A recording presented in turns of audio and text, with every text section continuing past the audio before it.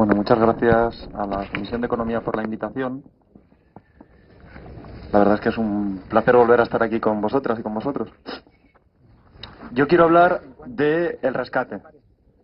Del rescate, con todas las letras, rescate y no ayuda, que se ha producido esta última semana en Europa, en particular el de la economía española. Y me gustaría ser breve, 20-25 minutos, para dar tiempo al debate, si lo hay, ¿de acuerdo? Así que, María, porfa, me avisas, ¿vale? Si se me va mucho del tiempo. En primer lugar, antes de entrar en la cuestión más técnica, más económica o de caracterización política, de cómo ha sido este rescate, de cómo está siendo y de cómo va a ser, yo creo que habría que hacer una pequeña referencia a la crisis. A la crisis en el sentido de, más allá de cómo se ha ido desarrollando, de cómo se ha ido particularizando en cada una de las economías, en Europa en particular, en España más en concreto, estaría bien tener por lo menos una caracterización general de qué significa o de qué ha significado hasta este momento la crisis económica.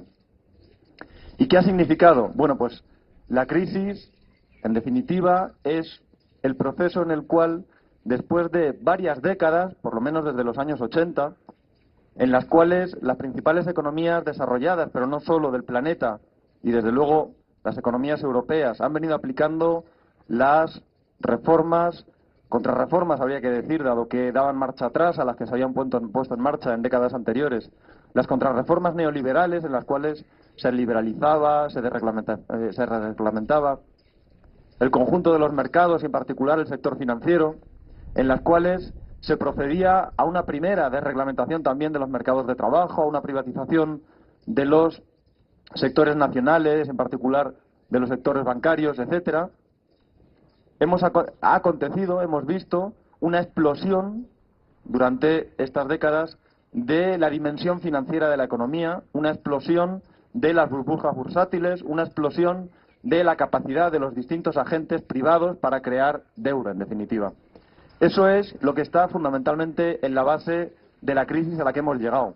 Un proceso de creación masiva de capital ficticio en sus diferentes variedades, en sus diferentes fórmulas, en términos de acciones profundamente sobrevaloradas, en términos de títulos de deuda generados masivamente por todos los agentes privados y los agentes públicos en las distintas economías del planeta, de forma que para pagar todos esos títulos de deuda, bursátiles, inmobiliarios en última instancia también, para poder pagarlos era necesario que se generase una riqueza producida, a eso es lo que da derecho a la deuda, básicamente, ¿no? A cobrar una serie de ingresos a lo largo del futuro sobre la base de una riqueza que aún no se ha producido y que se tendrá que producir. Esos son los derechos virtuales a los que da lugar la deuda. Bien, cuando esos derechos, por la capacidad que tiene la economía, una economía tan liberalizada como las nuestras, de crear dinero, fundamentalmente a través del sector bancario, y de crear deuda, se vuelve desproporcional completamente entre la esfera financiera y la esfera real, acontece la crisis que hemos vivido. Esa es la crisis en la que estamos. Y ahí, en esa caracterización, es un poco más fácil entender qué sentido tienen los rescates y cómo se están llevando a cabo. ¿Por qué? Porque una vez que los dueños de los papelitos, ¿no?, que los dueños de los títulos financieros, en particular los títulos de cédulas hipotecarias, los distintos títulos de deuda, etcétera, constatan que, como pasó con las hipotecas subprime en un primer momento, ¿no?, como pasa con los títulos de deuda griega, como posteriormente pasará con los títulos de deuda de la deuda española, constatan que esa deuda no se va a cobrar o va a ser difícilmente cobrable, es cuando sobrevienen las medidas de ajuste, cuando sobrevienen los rescates, cuando, en definitiva, se intenta que, a sangre y fuego, como sea, la deuda que está contraída, los títulos financieros que están contraídos, no se desvaloricen y se cobren como sea. Se cobren, en definitiva, si hace falta, socializando las pérdidas, de forma que esos derechos virtuales sobre una riqueza que aún no ha sido producida se cobren de los gastos que en este momento, por ejemplo, tiene el Estado en términos de sanidad, educación, salarios de los empleados públicos, etcétera. Bien, es ahí donde es posible entender las medidas que se han ido sucediendo desde que estalla la crisis en Europa, dado que, bueno, las crisis de sobreendeudamiento, de masivo endeudamiento, se rompen precisamente en el eslabón más débil de la cadena. Así pasó con las hipotecas subprime en Estados Unidos, así pasó posteriormente con la deuda contraída por las economías, por algunas de las economías periféricas europeas. La cadena se va rompiendo por el eslabón más débil, pero vemos cómo la cadena se sigue rompiendo y cómo avanza hacia eslabones de mayor entidad. Bien, ese es el sentido que han tenido hasta el momento los rescates, pero vamos un poco más al detalle.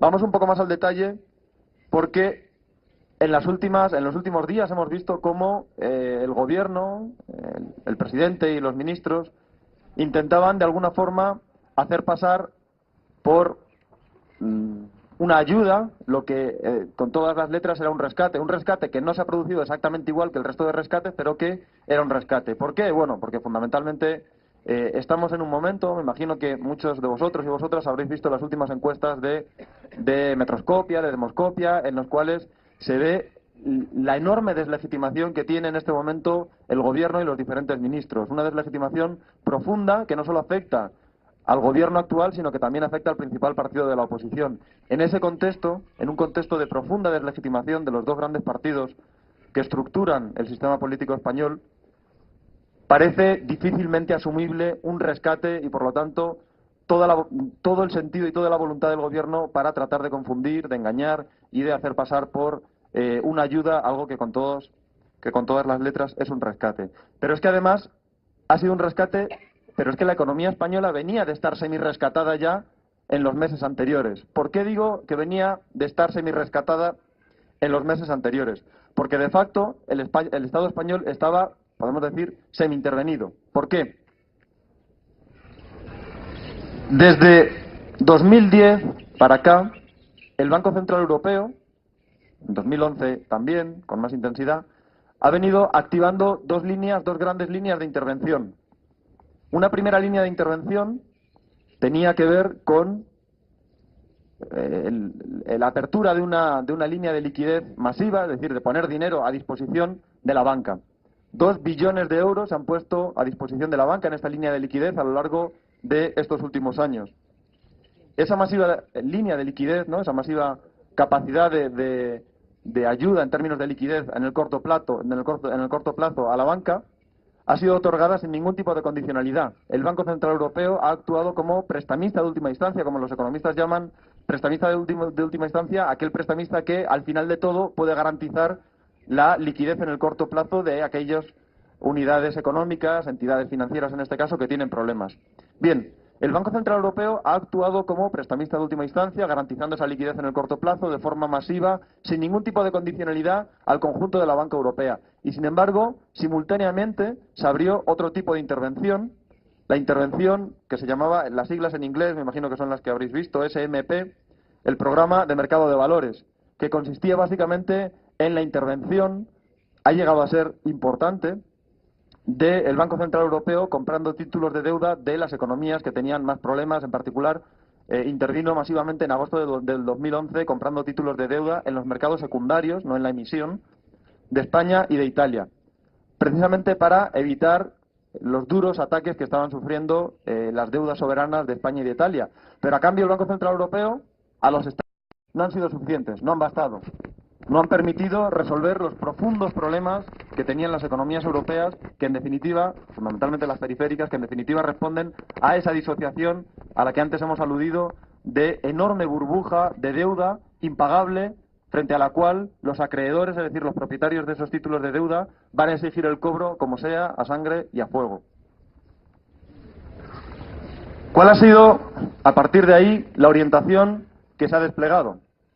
Bien, la orientación que se ha desplegado es: esto no es suficiente, pero sin embargo la necesidad es la misma, la de garantizar el cobro de esa deuda. Se podría plantear, por ejemplo, una quita o una reducción del valor facial de esos títulos de deuda. Eso no se está planteando.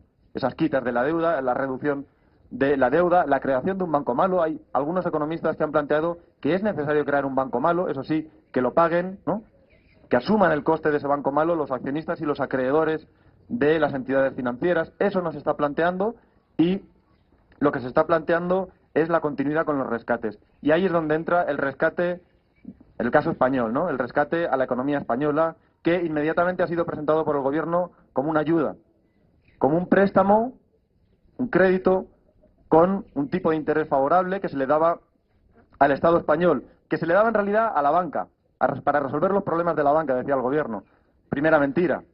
El préstamo se da al Estado español. El Estado español, el Estado, es el que responde en última instancia por devolver ese préstamo. Préstamo que puede llegar a ser, como sabéis, de hasta 100.000 millones de euros, es decir, del 10% del Producto Interior Bruto. Tiene una entidad enorme.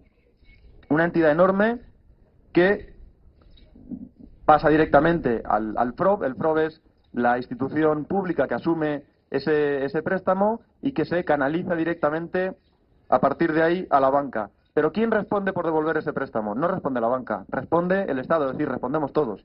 El préstamo se devolverá y la garantía de que se devolverá la asume el Estado, no la asume el sector privado. Había también hubo una intervención inicial, si recordáis, el domingo antes de irse a Polonia, el presidente del gobierno intervino por la mañana diciendo que la ayuda no iba a traducirse en un mayor déficit. No sé muy bien qué asesor se descolgó con esa hojita de última hora, pero evidentemente la ayuda se traducirá en un incremento del déficit. Es evidente. Los gastos asociados al pago de intereses van a parar a los presupuestos generales del Estado y, por lo tanto, van a parar al déficit. Otra cosa es la restitución del capital del préstamo. Es decir, que si el déficit no se va a ver alterado, como hay que pensar, ¿no?, que sucederá, y pretenden mantener los mismos objetivos de déficit que se mantienen en este momento para el año que viene y el siguiente, la ecuación es bien sencilla. El incremento por el pago de intereses, que supondrá un enorme préstamo de 100.000 millones de euros, o que puede llegar hasta 100.000 millones de euros, se traducirá, lógicamente, en recortes de otras partidas de gasto, como no puede ser de otra forma. Se planteaba, además, que no habría condicionalidad, que el Estado recibía este préstamo para pasárselo al sector bancario, pero que no iba a haber condicionalidad. Fue lo primero que se dijo el mismo día de la intervención. Y 24 horas después, el Eurogrupo ya tenía una nota, mejor dicho, en el mismo momento en el que se deslizó a la prensa la nota del Eurogrupo, en inglés decía claramente: la Unión Europea, el Eurogrupo, vigilará puntualmente que las medidas oportunas en términos fiscales se siguen desarrollando para garantizar que el déficit público no exceda, etcétera, etcétera, etcétera. Es decir, no es cierto. Por supuesto que existe una condicionalidad. La condicionalidad del rescate está asociada, de hecho, a la forma en cómo se produce y cómo se va a otorgar el propio rescate. Son 100.000 millones de euros que se van a liberar por tramos. En la medida en que se siga cumpliendo con lo que se debe cumplir, el siguiente tramo se liberará. En la medida en que no se cumpla con los objetivos de déficit, no se liberará el siguiente tramo, tal cual hemos visto en otras economías europeas. Por lo tanto, el mecanismo de la liberación gota a gota por tramos del préstamo, del rescate, va a ser lo que, en definitiva, refuerce la condicionalidad asociada al propio rescate. Y, por si faltaba poco, el que parecía convidado de piedra, el Fondo Monetario Internacional, sitúa la agenda de cuál debe ser precisamente la orientación de las medidas para contener el déficit. Antes de ayer mismo, veíamos la noticia del Fondo Monetario Internacional marcando precisamente cuál debe ser la orientación. Aumento en el IVA para garantizar el déficit, que, como sabéis, es un impuesto profundamente regresivo, lo pagamos exactamente igual nosotros que el que está parado, que Emilio Botín, en las mismas condiciones. Aceleración de la reforma de la jubilación, ¿no?, marcaba el Fondo Monetario Internacional, es decir, que se acelere el recorte de la edad de jubilación, tal y como está planteado hasta ahora. Nueva reforma del mercado de trabajo. Por supuesto que el nuevo rescate viene asociado a una condicionalidad. Pero es que, además de venir asociado a una condicionalidad, la forma en cómo se produce ese rescate puede llevar asociado que el montante de la deuda y las consecuencias sean todavía peores y sean tremendas, ¿no?, sean más parecidas a la situación irlandesa. Me imagino que conocéis la situación irlandesa. La situación en Irlanda es posiblemente la más parecida respecto al resto de rescates de Portugal o de Grecia a la española. ¿Por qué? Bueno, pues tienen un enorme problema de pasivos en las instituciones financieras, con activos muy deteriorados, y por lo tanto no pueden hacer frente a los préstamos que debían devolver los bancos irlandeses. ¿Cómo se soluciona? El Estado irlandés recibe un enorme una enorme inyección, 60.000 millones de euros de la Unión Europea, que transfiere directamente a los bancos, y al año siguiente, es decir, el año pasado, el Estado irlandés tuvo un déficit del 30% del PIB. Es seguramente uno de los déficits más grandes que se recuerdan en la historia de la economía. El nuestro está en este momento en el 8% aproximadamente, del 30%. Socialización de pérdidas pura y dura, asumida por el Estado, con un déficit del 30% del PIB. Bien, ¿esa situación puede llegar a suceder en la economía española? Nos dicen sistemáticamente una y otra vez que no. Sin embargo, no sabemos cuál va a ser el déficit y cuál va a ser el impacto final del proceso de socialización de deudas que estamos viviendo. ¿Por qué?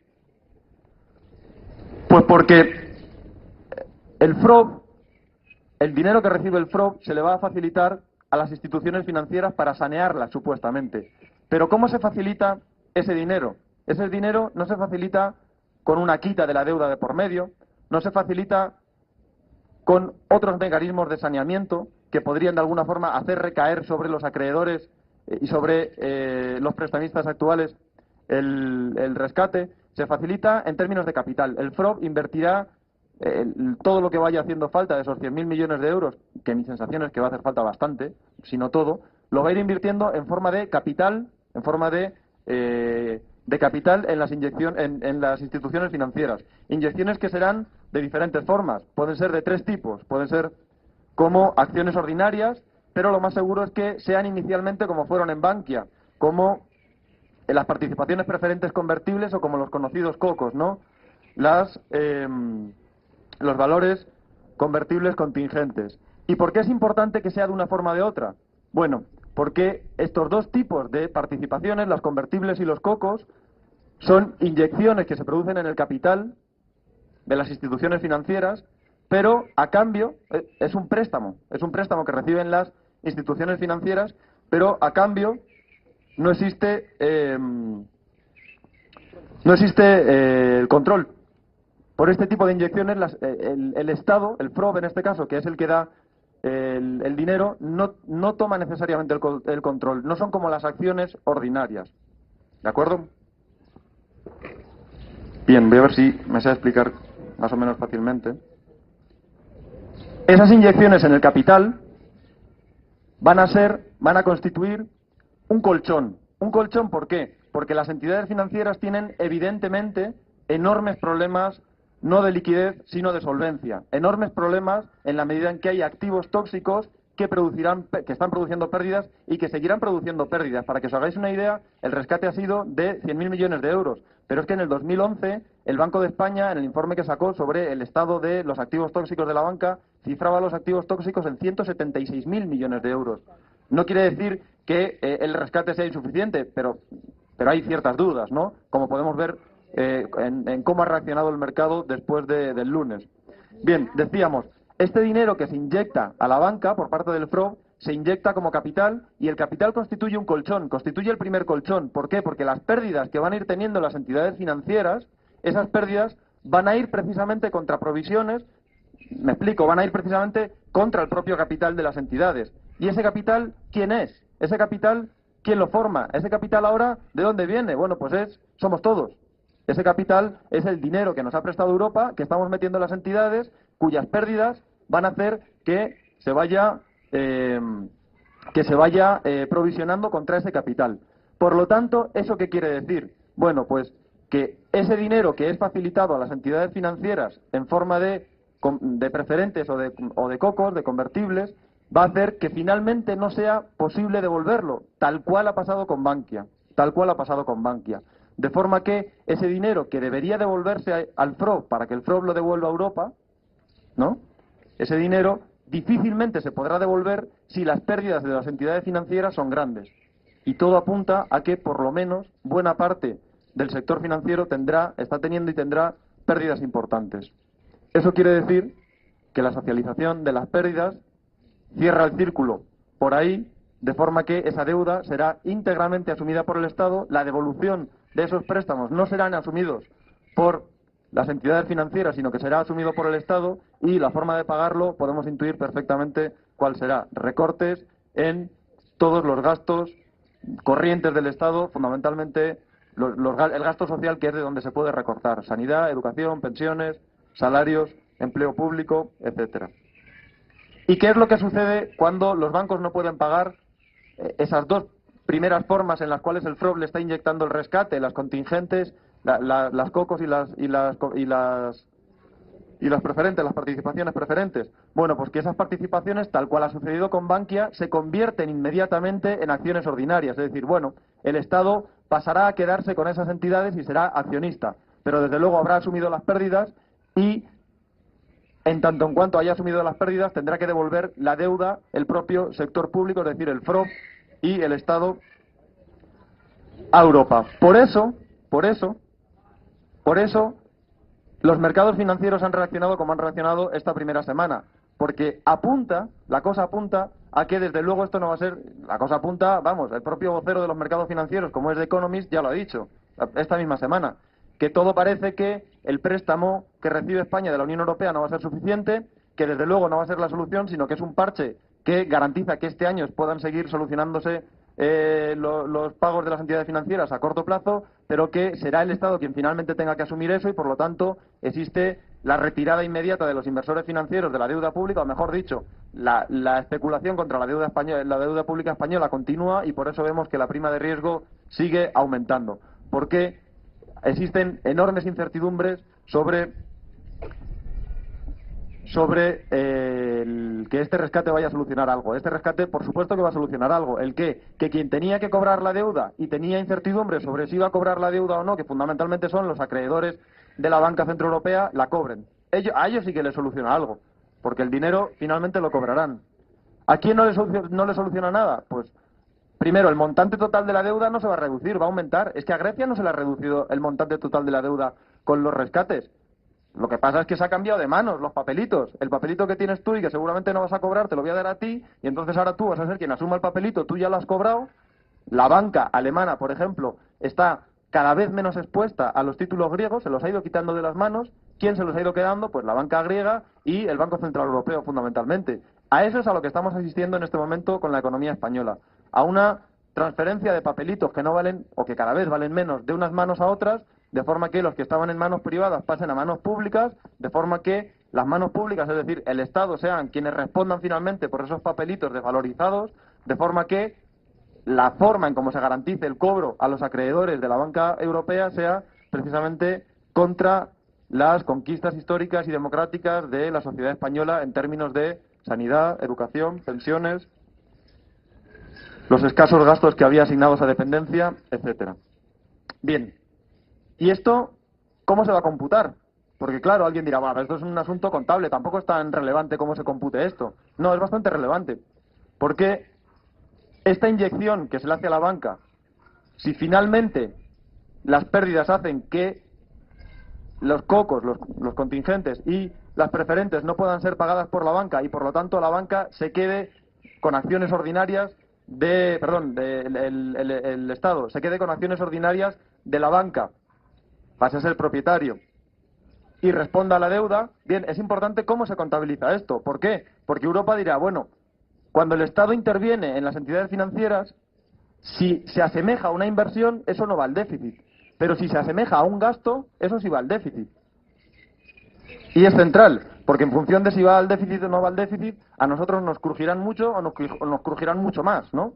Esa va a ser la diferencia. ¿Quién decide esto? ¿Esto lo decide el INE, el Instituto Nacional de Estadística? No, esto lo decide Eurostat, esto lo decide la Comisión Europea.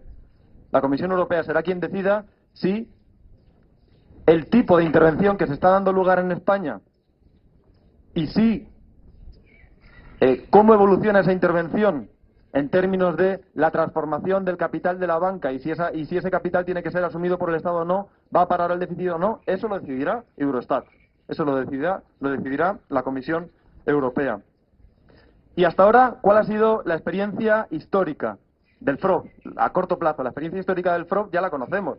Alguien me puede decir, bueno, es que en realidad te estás poniendo en el peor de los casos, te estás poniendo en el caso en el cual el préstamo que el Estado a través del FROB le está dando a la banca se va a traducir en que ese colchón de capital va a verse minusvalorado finalmente, porque los bancos van a tener que votar provisiones fruto de que tienen pérdidas. Pero es que igual no tienen pérdidas. Ya.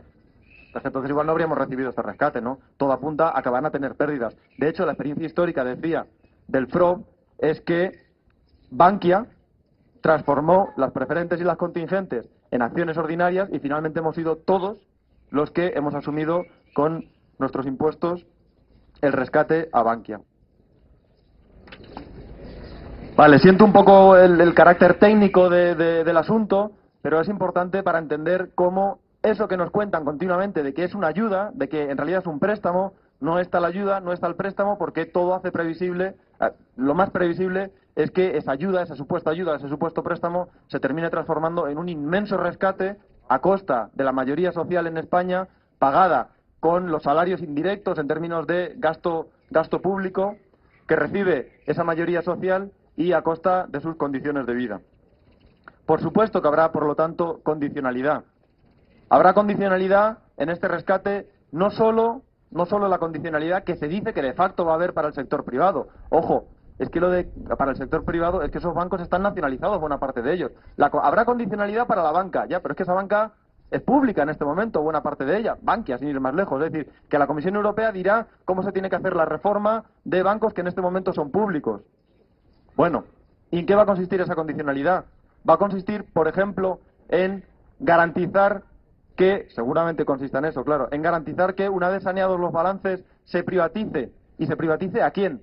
¿Al capital extranjero, por ejemplo? No lo sabemos, esa condicionalidad todavía no está sobre la mesa, ¿no? Pero es que, decía, no solo va a haber condicionalidad en términos de reforma financiera, sino que habrá condicionalidad en términos fiscales para garantizar el pago de la deuda. Voy terminando, ¿vale?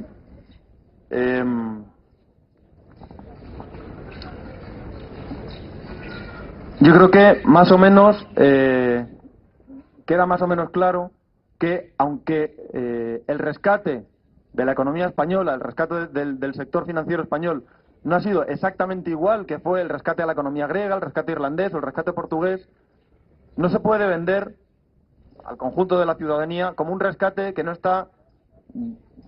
no va a ser soportado por el gasto social, como un rescate que no está sujeto a condicionalidad y que no va a tener consecuencias. Evidentemente las tendrá, las estamos viendo ya y las iremos viendo posteriormente. ¿Qué hacer a partir de aquí? ¿Cómo trabajar?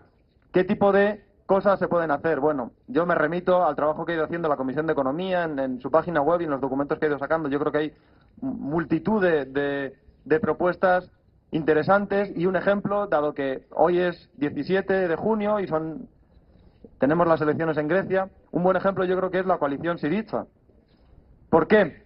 Porque muchas veces nos hacemos la pregunta, bueno, ¿y frente a esto qué? ¿Rompemos con la Unión Europea? ¿Nos quedamos en la Unión Europea? ¿Tiene sentido salir del euro? ¿Nos vamos del euro? ¿Qué hacemos a partir de aquí? Bueno, a mí me parece que tal cual, por ejemplo, esa coalición ha ido planteando este problema, ha ido planteando esta pregunta, ha ido avanzando precisamente en la creación de un proyecto político de masas que arrastraba al conjunto de la población griega hacia una posibilidad de alternativa. No sabemos si finalmente será esa alternativa, hoy será real o no, pero frente a ese dilema de si salir o no, romper o no con la Unión Europea o qué hacer, yo creo que la coalición nos enseñaba cómo, en realidad, a partir de 2 o 3 buenas propuestas, el problema se lo van a tener que plantear los demás y no nosotros, ¿no? 2 o 3 buenas propuestas, ¿en qué sentido? La primera, hay que oponerse frontalmente a los recortes.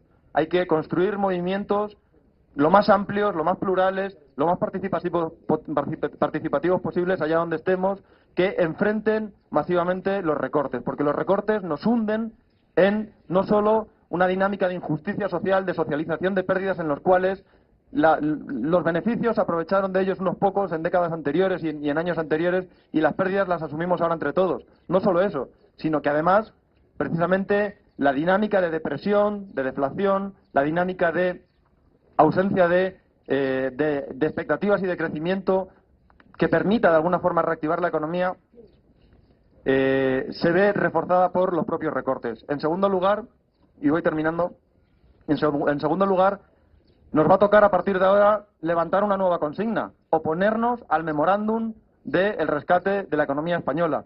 Igual que los compañeros en Grecia llevan haciendo meses, tendremos que, una vez que se conozca ese memorándum, que todavía no se conoce y en él se pondrá seguramente blanco sobre negro condiciones que hoy día no se han querido hacer todavía públicas, una vez que se conozca tendremos que defender, precisamente como vehículo para oponer los recortes, la renegociación, la retirada de ese memorándum. Y, en última instancia, hay que levantar una vez más, y como vienen haciendo las compañeras, los compañeros de la campaña por la auditoría de la deuda, hay que levantar la bandera de que, ¿cómo que esa deuda hay que pagarla? ¿De dónde sale esa deuda? Habrá que ver qué condiciones de legitimidad o ilegitimidad tiene una deuda que ha sido contraída, por ejemplo, con enormes rebajas fiscales en el presupuesto público a las grandes fortunas o al beneficio de las grandes empresas. ¿Qué legitimidad tiene esa deuda? Una deuda que viene, como estamos viendo en este momento, con el caso de Bankia y con el rescate de socializar las pérdidas de la banca. Es decir, habrá que plantear una auditoría de la deuda que, de alguna forma, permita entender el carácter ilegítimo de buena parte de esa deuda y, por lo tanto, conduzca a elementos de moratoria y, finalmente, de impago de la deuda. Y que enfrente, por lo tanto, el chantaje, el continuo chantaje al que nos someten los acreedores y los mercados financieros. Gracias.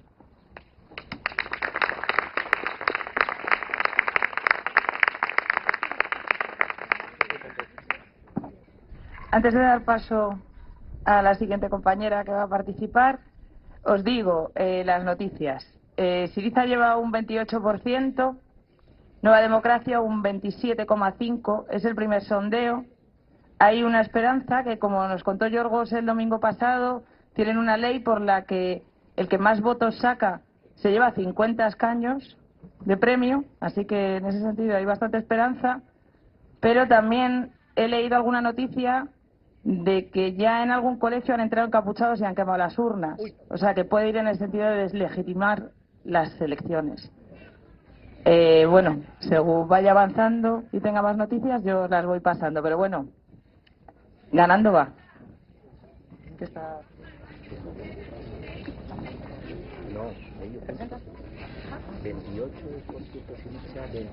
Hola, buenas tardes. Soy Paquita Ruiz y he sido invitada por la comisión por una razón muy sencilla y muy simple, que yo he sido vocal del Consejo de Administración de Caja Madrid durante el periodo de 1988 a 1993.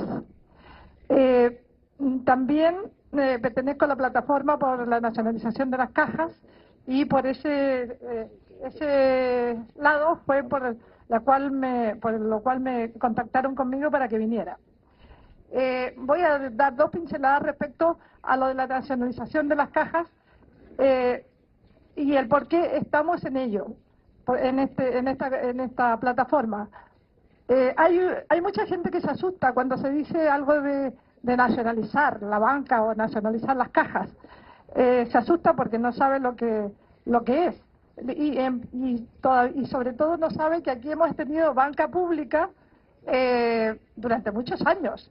Recuerden ustedes el banco hipotecario, el banco de crédito local, la caja postal, etcétera, que eran bancas públicas y evidentemente una banca pública tiene una posición distinta a una banca privada.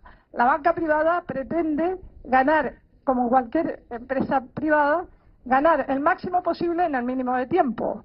La banca pública no, tiene una función más social. Y las cajas de ahorro eran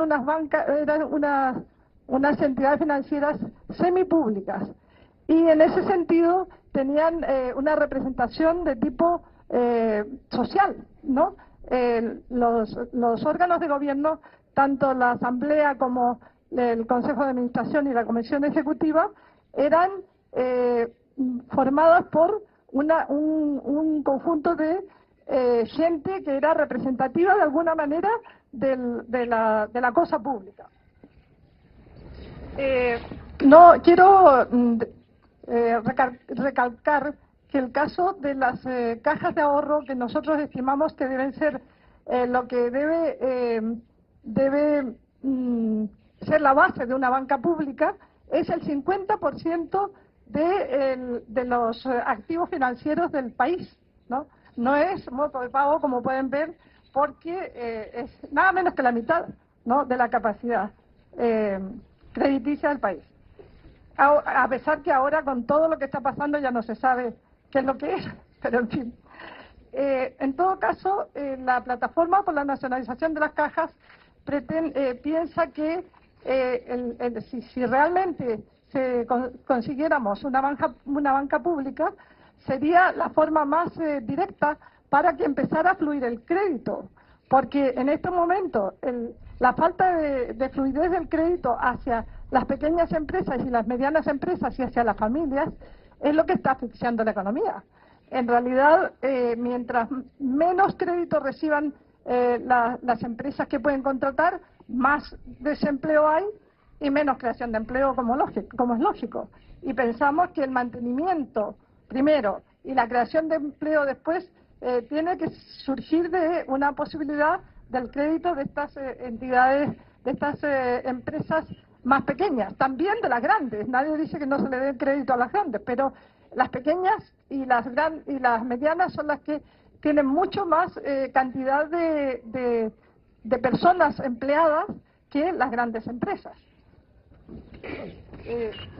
La invitación que me hicieron a mí fue fundamentalmente para que yo contara la experiencia que tuve en la Caja como vocal de la Caja, ¿no?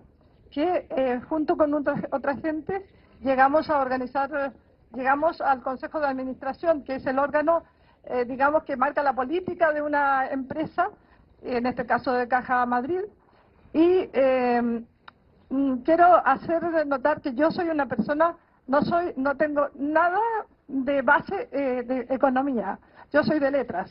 Sin embargo, sin tenerlo, ¿cómo es posible que llegara a ser vocal del Consejo de Administración? Pues sencillamente porque la Caja... detrás. Pues, vale. Porque la Caja era una entidad absolutamente muy democrática. ¿Y democrática por qué? Porque la forma en que se elegían los representantes para los órganos de gobierno venían del sector público. También era democrática porque las cajas no perseguían ganar el máximo en el mínimo de tiempo, que es lo típico de cualquier banco privado. Y sobre todo, también era semipública y democrática porque las ganancias que generaba se iban a la obra social. Es decir, las cajas tenían un montón de actividad social, aunque no era todo lo que debía, pero bueno, había un buen porcentaje. Ahora yo les quiero explicar cómo una persona que no tiene nada que ver con la economía, porque no tenía ni idea yo, ni siquiera sabía, creo, que existían los consejos de administración, con eso les digo todo, ¿cómo puede llegar al consejo? Pues por una razón muy curiosa. Un día me llegó una carta de la Caja donde me decía que me habían elegido por sorteo compromisaria para votar en la Asamblea de Caja Madrid. Yo no tenía idea de eso, yo evidentemente tenía mi dinerito en la Caja por aquello de que se sabía que las cajas hacían obra social y los bancos privados no, por esa sencilla razón. Pero no sabía cómo funcionaba esto de la obra social. Entonces, yo en un primer momento me fui a la misma Caja a preguntar qué era eso, ¿no? ¿Qué significaba votar para compromisarios? Bueno, entonces me dijo una señorita que era nueva, me dijo, mira, yo creo que eso te puede convenir. Como diciendo, de ahí puedes sacar tajada, ¿no? Y a mí no me convenció, la verdad, la apreciación esa. Y entonces me fui a Comisiones Obreras a preguntar qué era eso, porque realmente yo todavía no entendía, pero como sabía que la Caja hacía obra social, pues decía, bueno, si se puede apoyar más hacia esa tendencia, pues mejor. ¿Sí? Si se trata de que se pueda participar, pues yo participaría. Y entonces me encontré con la agradable sorpresa de que a otras personas le había pasado lo mismo y habían ido a comisiones a comentar esto. Y ya estaban formando una candidatura de impositores, porque a todo esto, la gente que tenemos el dinero en la Caja, nos llamamos impositores, ¿no? no somos clientes realmente, salvo somos clientes en la medida que pidamos un préstamo. Pero si solo tenemos nuestra nómina, nuestro dinerito allí, somos impositores. Entonces esto era para elegir una candidatura de impositores, para que los impositores estuvieran representados en las asambleas y en el Consejo de Administración. Como pueden ver ustedes, bastante democráticos, ¿no? Sorprendentemente democráticos. Y entonces, cuando me dijeron eso, pues ellos encantados de que yo estuviera dispuesta a participar y yo encantada de que pudiera también participar, ¿no? Entonces, en ese momento había, como digo, estaban formando una candidatura progresista entre Comisiones Obreras y el PSOE, pero de gente que, como yo, sin comerlo ni beberlo, habían tenido esta llamada a votar en la Asamblea. Entonces, la verdad es que ganamos. Primero nos presentamos, como íbamos en una candidatura muy estructurada, pues ganamos todos los puestos en la Asamblea que tenían que ver que eran correspondientes a los impositores. Y después, entre esos, ganamos todos los puestos de impositores en el Consejo de Administración. Teníamos, por lo tanto, una cantidad interesante de votos, más de 10 votos en el Consejo, que serían unos 20 y tantos, pero el PSOE rápidamente empezó a sumarse a las políticas de la derecha que estaba representada por el presidente y por los representantes del PP ahí. Es decir, se votaba generalmente en ese tipo de cosas y no se sumó a unas posiciones más progresistas que nosotros pretendimos marcar para la Caja. Tengo que decir que el Consejo también estaba constituido por diversos representantes de otros sectores. Uno era, como ya les he dicho, el de impositores, que eso era al azar, por sorteo. Después, representantes de los ayuntamientos, había en el Consejo de Administración. Representantes de los sindicatos, representantes de los trabajadores de la Caja y representantes de los partidos políticos. Como pueden ver, cuando yo digo que era una cosa democrática, es cierto, porque mal que mal toda esta gente había sido elegida democráticamente.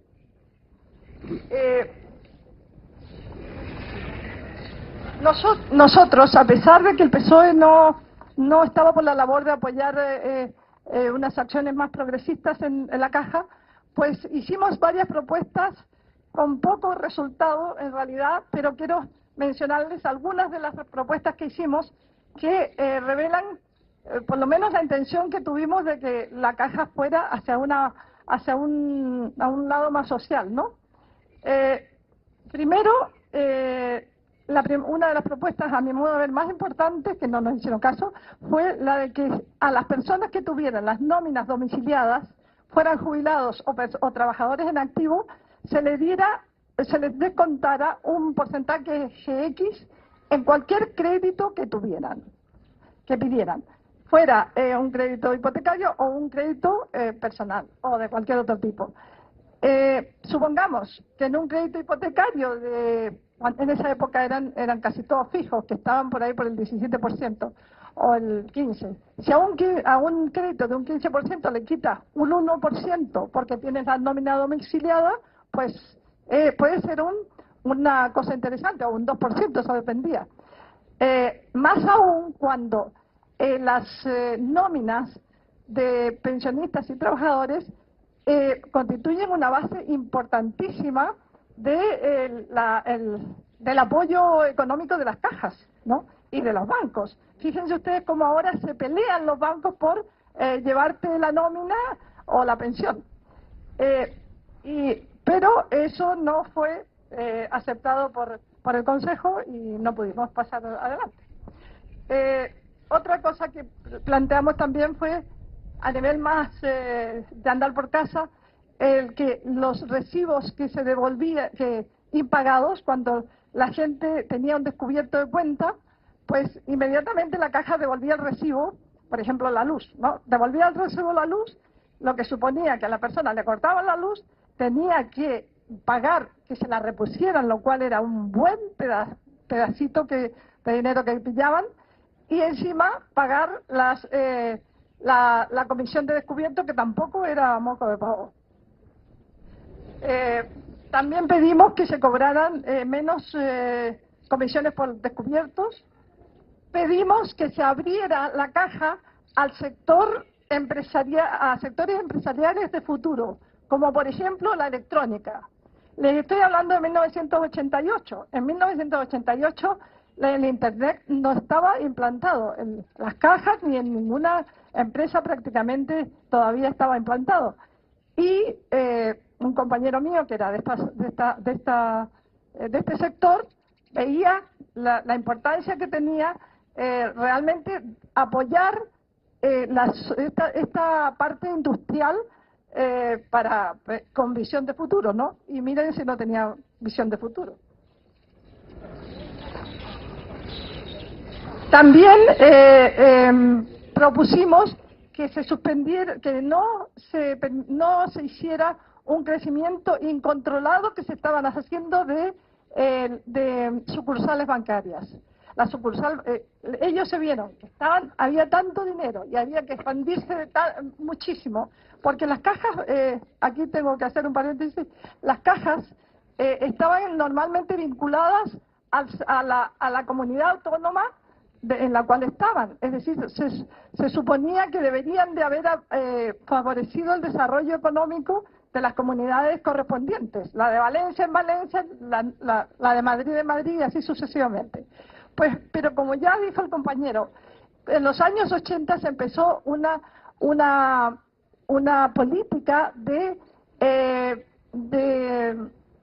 privatización de todo lo que se pillara despacito y disimulado, y en las cajas se manifestó en estos hechos. Por ejemplo, el hecho de que ya no se vinculaba la caja a la comunidad correspondiente, sino que se podía expandir por toda España y por cualquier parte del mundo. En muchas partes del mundo ustedes encuentran una caja Madrid, ¿no? Y en España en todas partes. Y así lo mismo pasó con la Caixa, que se instaló aquí, y así sucesivamente. Entonces, nosotros pensábamos que era importante que las cajas estuvieran vinculadas con el desarrollo económico e industrial de cada zona. Y por eso nos opusimos a un crecimiento incontrolado de sucursales, que como veréis en este momento, no sé si a vosotros ya os ha pasado, hay muchas sucursales de Caja Madrid que las están cerrando a una velocidad supersónica porque son un gasto enorme, y ahora que las cosas se están dando mal, pues tiene que cerrarlas, lógicamente. Nos opusimos también a que la Caja participara en la privatización de la sanidad mediante la creación de una empresa de este tipo. De hecho, Caja Salud, ¿no? La instituyeron por esa época, y nosotros estuvimos totalmente de acuerdo porque no queremos la privatización de la sanidad. Nos opusimos también a que con la obra social se rehabilitara el Casino de Madrid, que es un centro elitista y de lujo. No cabía ahí, evidentemente, gastar ese dinero de obra social para un palacete, porque es un palacete.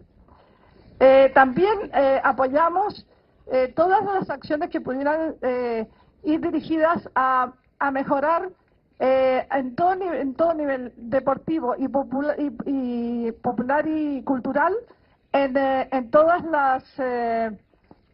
los barrios, ¿no? Por ejemplo, apoyamos que se apoyara la formación musical en Madrid a nivel de base, que también se desarrollaran todas las instalaciones deportivas posibles en los barrios a nivel de base también. Y en todo caso apoyábamos toda la obra social que estaba metida en ese momento en Caja Madrid, a la cual haré una breve relación dentro de un momento. Tengo que decir que las ganancias que generaba la Caja en esa época, que todavía no había empezado, empezado probablemente la espiral, pero el boom inmobiliario todavía no se vislumbraba en el horizonte.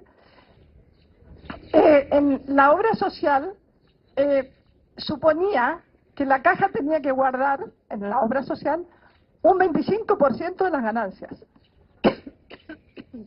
Y aunque eso puede parecer no muy significativo,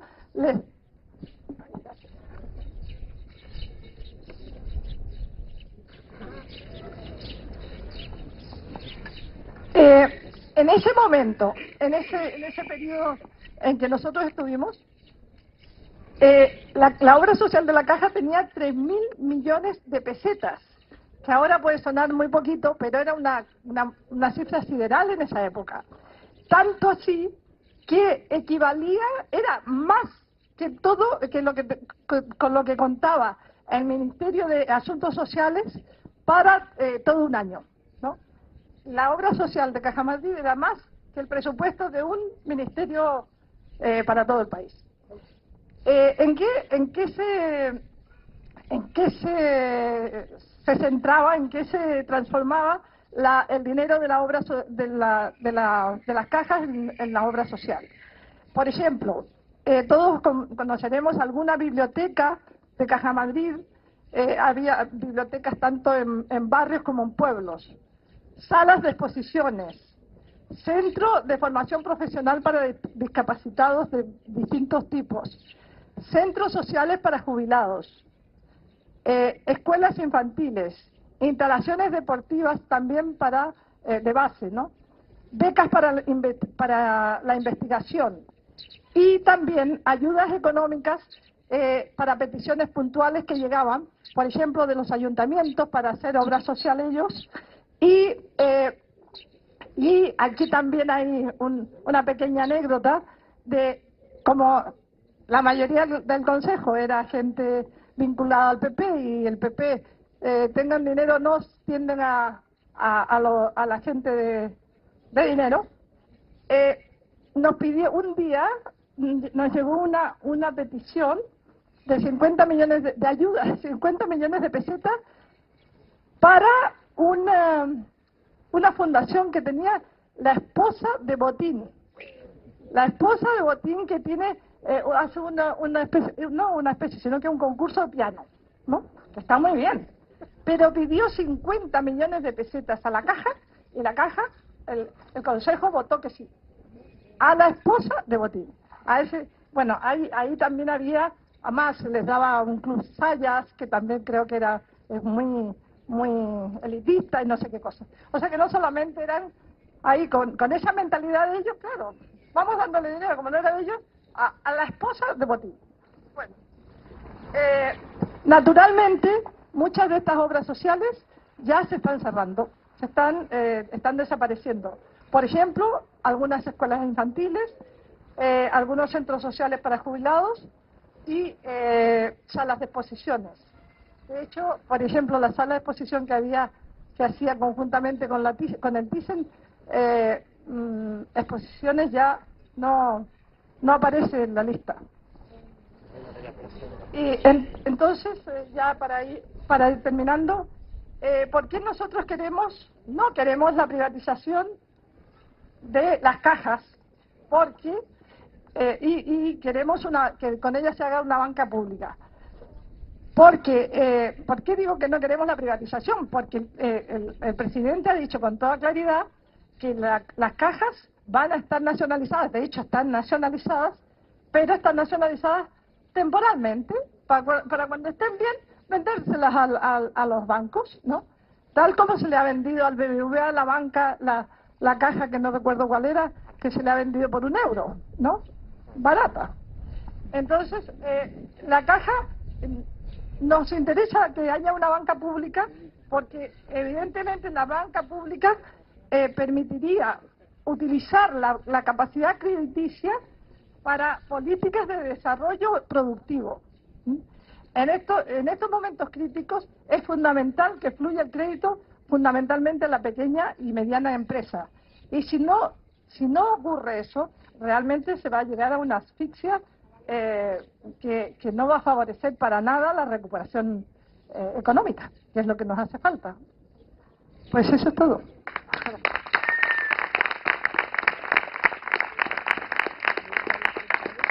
Bueno, y ya por último, el compañero Manolo, que ha estado hasta agosto del año pasado trabajando en Bankia, nos va a contar lo que está sucediendo desde el punto de vista de los trabajadores de la entidad. Hola, buenas tardes. Bueno, yo voy a enfocar mi participación desde otro punto de vista, no tanto del punto de vista del rescate o de un punto de vista de personas que han estado en el Consejo de Administración, sino como trabajador de Bankia, concretamente hasta agosto del año pasado. Anteriormente era de Caja de Madrid, entré en el año 71 y he estado mucho tiempo en el centro de cálculo. Bueno, yo lo que quiero hacer es un poco historia de lo que yo he vivido durante todos estos años y cómo nos han ido afectando los cambios que se han ido produciendo. La Caja de Madrid inicialmente pues siempre ha sido una entidad muy solicitada por un montón de gente, ¿no? Cuando yo entré en el año 71 era básicamente la aristocracia la que estaba ahí, por ejemplo el conde de Elda era un personaje importante que estaba en el Consejo de Administración, y la Iglesia Católica. Concretamente la Iglesia estaba presente porque había un capellán, o sea, digamos en la Caja de Madrid había una capilla y había un capellán donde a todos los que quisiéramos nos pasaba a dar sus consejos. Bueno, la Iglesia y la aristocracia se beneficiaban de todo el dinero que tenía Caja Madrid. Caja Madrid es una entidad antigua, surgió en 1702 y surgió muy ligada a lo que era el Monte de Piedad, que yo creo que sabéis lo que significa, que durante muchos años y sobre todo en la época después de la Guerra Civil, pues hubo mucha gente que se aprovechó, se benefició, digamos, de la existencia del Monte de Piedad, donde prestaban dinero simplemente por las sábanas, que había gente que empeñaba las sábanas. Bueno, después de esto, claro, se fue transformando igual que se iba transformando la sociedad, ¿no? En los años 70, pues ya, digamos, empezó a entrar otra gente que ya no era... La aristocracia se empezó a retirar, o por lo menos no aparecía directamente, pero empezó, digamos, a entrar otra serie de personajes, concretamente ligados al Opus Dei, concretamente un director, Uriol, que, digamos, en aquel momento el Consejo de Administración tenía menor importancia. Y, bueno, pues empezaron a darse todos los créditos a una serie de personas también, pues no sé, muy determinadas, sobre todo en el tema de la construcción. Luego hay un cambio importante en los años 80, por ahí, cuando las entidades públicas como la Comunidad de Madrid o el Ayuntamiento empiezan, digamos, a meter ahí a sus personajes con la intención de que los beneficios, los préstamos vayan orientados a las propias comunidades o ayuntamientos. Ahí hubo una gran influencia y, digamos, hubo una cortedad de miras porque realmente Caja de Madrid no miraba cuál era el beneficio que podía obtener, sino estaba condicionado por los personajes que estaban en los consejos de administración y las presiones de la Comunidad de Madrid o del Ayuntamiento de Madrid.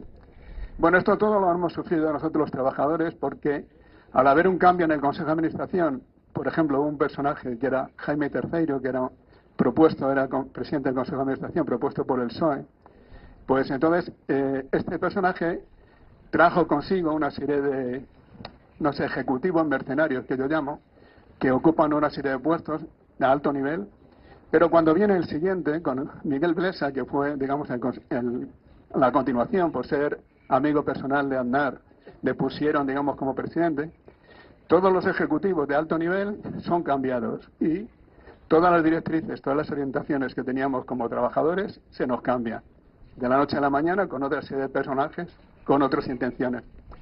Y últimamente, pues, la ruina total ha sido con la llegada de Rodrigo Rato. Este personaje para mí ha venido a hundir completamente la Caja de Madrid. Y la fusión con Bancaja, sobre todo, que era una caja en ruinas, ha sido la que ha provocado el desastre en el cual tenemos. Yo soy partidario de una banca pública, pero pienso que Bankia no debe ser una banca pública porque está hundida. Entonces, ¿qué coño va a hacer el Estado con una banca que debe más de lo que tiene? O sea, es imposible. Yo creo que el capitalismo internacional se determinó hace años que las cajas de ahorro de todos los países debían desaparecer. Eso ocurrió en Italia hace años y no queda ninguna caja de ahorros. Y en España vamos en este camino. Para mí el último es Rodrigo Rato, el que va a destruir esto. En cuanto a la obra social, que ha hecho las cajas. Yo estuve en la Comisión de Obras Sociales durante años. Creo que no tiene sentido que una entidad de este tipo tenga obras sociales. Las obras sociales son del Estado. El Estado es el que tiene que cubrir todas las necesidades de cultura, de sanidad y no sé qué. Y no tiene que darlo como las cajas lo han dado en plan de caridad. Muchas veces para entrar en los distintos sitios tenías que enseñar más o menos, joder, el carné sellado por la Iglesia. No es eso. El Estado es el que tiene que dar educación, sanidad y bibliotecas públicas y todo. Bueno, yo únicamente he de decir que en el último caso, decir que hoy en día con el tema de Bankia yo nunca oigo hablar de los trabajadores. Los trabajadores en Caja de Madrid llevamos tiempo que nos vamos siendo machacados. Hubo una prejubilación en el año 99, ha habido otra en el 2008. Ahora se están jubilando a la gente, bueno, están echando con indemnizaciones hasta 55 años. Dentro de poco va a haber todavía más gente que se va a alargar o que van a alargar. Cada vez las condiciones son peores. Entonces yo únicamente diría que se tuviera en cuenta que no toda la gente de Caja de Madrid o de Bankia en este momento son mala gente. Yo conozco gente que se ha negado a vender preferentes en las oficinas, con todo lo que eso ha llevado, diciendo a la gente, esto que usted se lleva por el 7%, porque es la publicidad lo que le da, no tiene una fecha de caducidad, con lo cual usted no puede recuperar el dinero en cualquier momento. Eso ha supuesto para esa gente enfrentarse con los directores, que hay muchos que, bueno, son aprendices de brujo, quieren ser como el Rodrigo Rato. Bueno, entonces únicamente decir que a una parte de los trabajadores de Bankia se les tiene que coger como, no sé, como aliados en este momento para luchar contra el desmadre que se está produciendo. No toda la gente que hay en Bankia es igual y ni toda la gente es despreciable. Pues nada, abajo con Bankia y abajo con Rodrigo Rato. Gracias.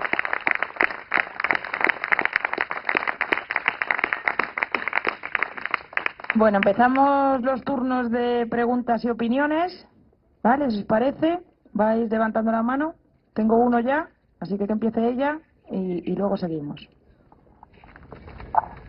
Decid antes a quién le queréis hacer la pregunta o si se la hacéis a los tres o... ¿Vale? Bueno, yo quería retomar lo que ha dicho Nacho, bueno, y también algunas de las cosas que han dicho los compañeros. Cuando estamos hablando de rescate, no estamos hablando realmente, bueno, ya lo ha dicho él, de un rescate real ni de un préstamo real. Estamos hablando de un gran fraude que está tomando dimensiones absolutamente no desconocidas para la mayoría de las sociedades en el mundo. O sea, ya estamos superando cosas que han sucedido en Argentina, en Ecuador, en muchos lugares del Asia. Esto ya supera todo lo que hemos conocido. Y diciendo eso, tenemos que entender que este rescate se plantea con relación a unas deudas asumidas frente a las cuales nos tenemos que plantear una posición muy clara. O pagamos o no pagamos. Y en este caso, bueno, la propuesta de pagar, que es la propuesta que nos viene desde el sistema, que estamos obligados a pagar, que incluso la han convertido en una norma constitucional, que estamos obligados a pagar, pues todo esto puede hacerse o puede no hacerse. Desde luego, lo que está claro es que pagar toda la deuda es imposible. O sea, ya hay datos de economistas muy prestigiosos que nos dicen que esta deuda ya es impagable. Las dimensiones de la deuda que se tiene ya no se pueden pagar. Es que ya no estamos hablando exclusivamente ni de la deuda griega, ni de la deuda portuguesa, ni de la deuda española. Vamos a la deuda italiana y vamos a la deuda de muchos otros países en Europa. Y ya ahora mismo, en la economía global que tenemos en Europa, esto es absolutamente inasumible. Entonces, efectivamente, seguimos hablando de parches. Y podemos decir que podemos pagar parcialmente o de una manera parcheada. Lo que pasa es que si nosotros aceptamos estos pagos parciales, aceptamos que los gobiernos se comprometan a estos pagos parciales, estamos aceptando, digamos, el vaciamiento, el robo absolutamente claro de todo lo que es los dineros públicos, los dineros de todos. El vaciamiento del Estado. Eso es lo que estamos aceptando con estos pagos parciales. Y el vaciamiento del Estado lo estamos sufriendo ya ahora, aunque los efectos probablemente, los efectos, digamos, más desastrosos y tal, no son exclusivamente esos 5 millones de parados que tenemos ahora, que pueden en pocos años duplicarse. Podemos estar hablando realmente de situaciones de paro que dupliquen los que actualmente estamos conociendo. Podemos encontrarnos en poco tiempo con el impago de los salarios de los funcionarios, podemos encontrarnos con el cierre de los hospitales, de las escuelas, con el impago de las pensiones. Esto no es por dramatizar, pero este es el futuro al cual nos aboca estos pagos parciales, porque ni siquiera son una solución, ya os digo, ni siquiera estamos pagando la deuda, estamos pagando intereses o sobre tasaciones, digamos, de las deudas que nos están imponiendo. Entonces, la cuestión es cómo nos planteamos ante este vaciamiento que se está produciendo de una manera acelerada. Cada vez nos están vaciando más el Estado y cada vez nos están vaciando el común, el procomún, etcétera, todo lo que queramos hablar en términos de lo que es el patrimonio público. Nosotros lo que planteamos, y lo hemos venido planteando desde hace ya algún tiempo en Economía Sol, estamos participando en las plataformas de auditoría de la deuda. Hemos traído aquí a compañeros griegos que nos están planteando, y franceses y de otros países, y también de gente que desde España ha venido planteando alternativas. Es como la auditoría de la deuda tiene que hacerse desde cada institución. O sea, auditoría de la deuda de Bankia, o sea, con los trabajadores de Bankia, con los clientes de Bankia, con los accionistas de Bankia, con los damnificados de Bankia, con los hipotecados por Bankia. Todos ellos tienen que unirse en esa auditoría de la deuda de Bankia. Pero no solamente sería Bankia, es cada una de las instituciones que ahora mismo están endeudadas y están contribuyendo a este vaciamiento general de lo que es de todos. Estamos hablando de las entidades locales, los municipios, las pequeñas instituciones, los hospitales endeudados. Todo debería ser auditado y todo debería ser saneado, y respecto de todo, todos los ciudadanos tendríamos que decir qué parte de lo que significa deuda realmente no pagamos. Y entonces tenemos que decir que no parchemos esta deuda, que no pagamos esta deuda, pero tenemos que decirlo con los grandes números, porque nos están engañando también a la hora de pretender que nosotros digamos no a una deuda abstracta, global, de unas cifras absolutamente inasumibles que ninguno de nosotros somos capaces de fiscalizar. Pero lo que sí podemos fiscalizar en cada momento es la deuda de cada una de esas instituciones o de estos entes que son cercanos a nosotros, y es el caso de Bankia. Entonces, el llamado nuestro, y yo creo que el llamado de la plataforma por la auditoría de la deuda y todas las plataformas y todas las iniciativas que se están planteando en este caso, es no pagamos, es que no nos queda otra salida. Ahora, en el peor de las situaciones, si efectivamente se paga contra nuestra voluntad, contra lo que plantean los ciudadanos, también tendremos que abocarnos nuevas estrategias que también algunas de ellas se han señalado aquí. Es el caso de Syriza, cómo se plantean este tipo de cosas. Tendremos también que preparándonos en términos estratégicos, como en movimientos, como ciudadanos, como plataformas, como todo lo que se mueve respecto a este vaciamiento que se está haciendo a marchas forzadas de lo que es de todos, de este patrimonio público. Pero eso, digamos, tiene que ir acompañado, obviamente, de toda esta resistencia que se está haciendo respecto de lo que nos están quitando y respecto de lo que tenemos que auditar y de lo que tenemos que decir no pagamos.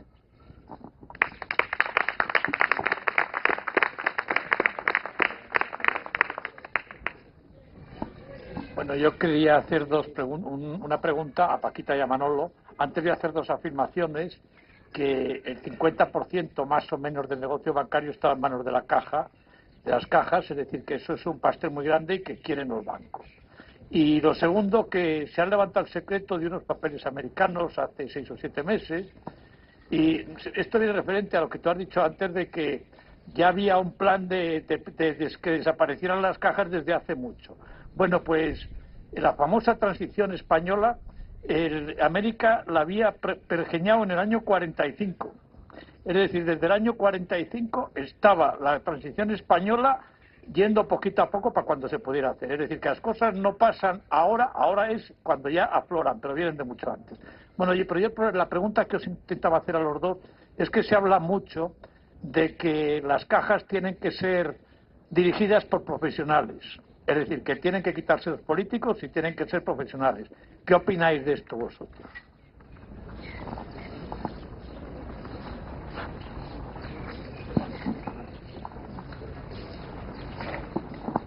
Yo creo que la política de una entidad financiera no tiene por qué disponerla los economistas, solamente por lo menos. Los economistas son los que tienen que organizar hacia dónde se quiere ir una caja de ahorro, por ejemplo, ¿no? Pues la política la tiene que marcar el Consejo de Administración.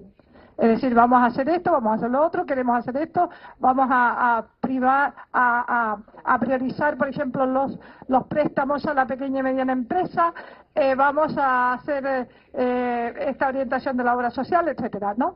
En general. Y en cambio, ¿quién tiene que implementar eso?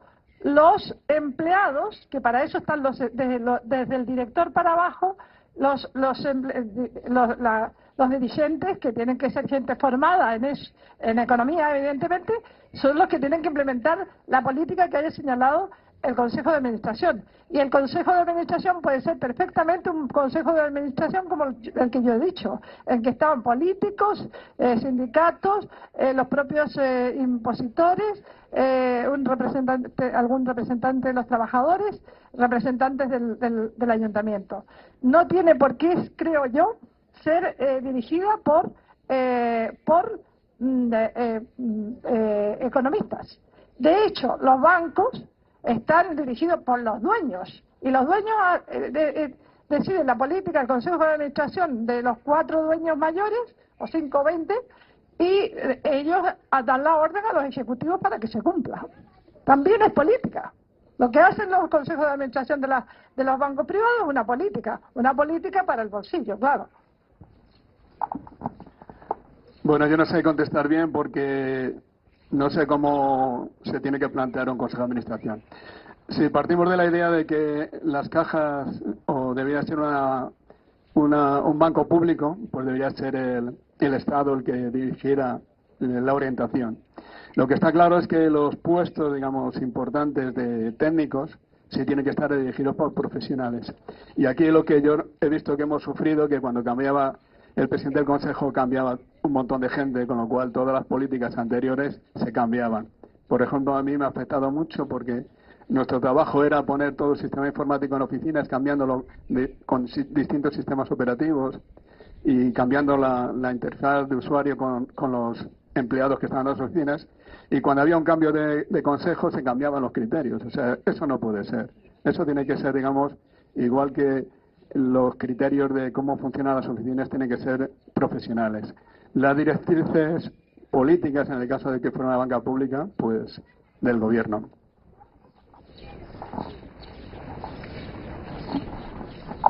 Bueno, no hay muchos turnos de palabra, en realidad solo hay uno, así que os animo a reflexionar. Es un lujo tener aquí a estas 3 personas para que nos contesten las dudas que tenemos, así que... Y mientras... las últimas noticias de las elecciones griegas llevan escrutado un 17% y Syriza va a 1,5 puntos por debajo de Nueva Democracia.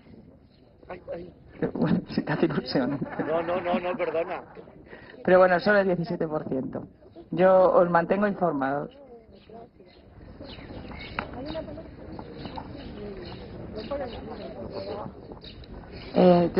La pregunta te la hago a ti. Entonces, era igual que el otro día le pregunté a Yorgos por qué los ciudadanos griegos no se habían movilizado antes o no se habían movilizado más. Te pregunto por qué los ciudadanos españoles, yo les veo muy preocupados por su propia deuda, pero muy poco preocupados por la deuda del país en general. ¿De qué forma crees tú que están esquivando el tema, o si están deprimidos, o cómo crees tú que se está enfocando eso?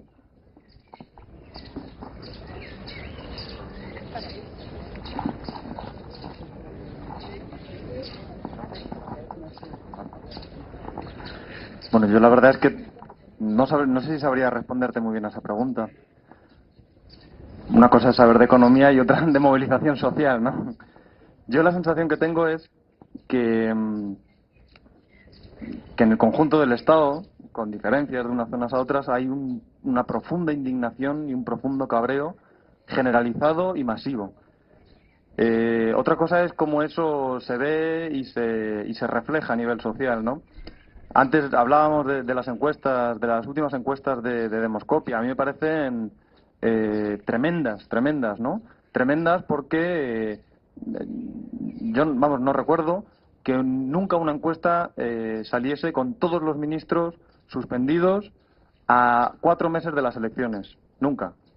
Que un partido político recién elegido con mayoría absoluta en el gobierno, después de apenas unos meses en el gobierno, hubiese perdido ya el 10% en términos de intención de voto, y que eso no hubiese sido captado inmediatamente por la oposición, que permanece profundamente deslegitimada. Que el líder de la oposición, mejor dicho, que el presidente del gobierno alcance una cota del 78% de gente que no cree y que no confía en lo que dice, que es prácticamente el 80% de la población no confía y no cree en lo que dice el presidente del gobierno, y que simultáneamente el líder de la oposición alcance una cuota igual o superior.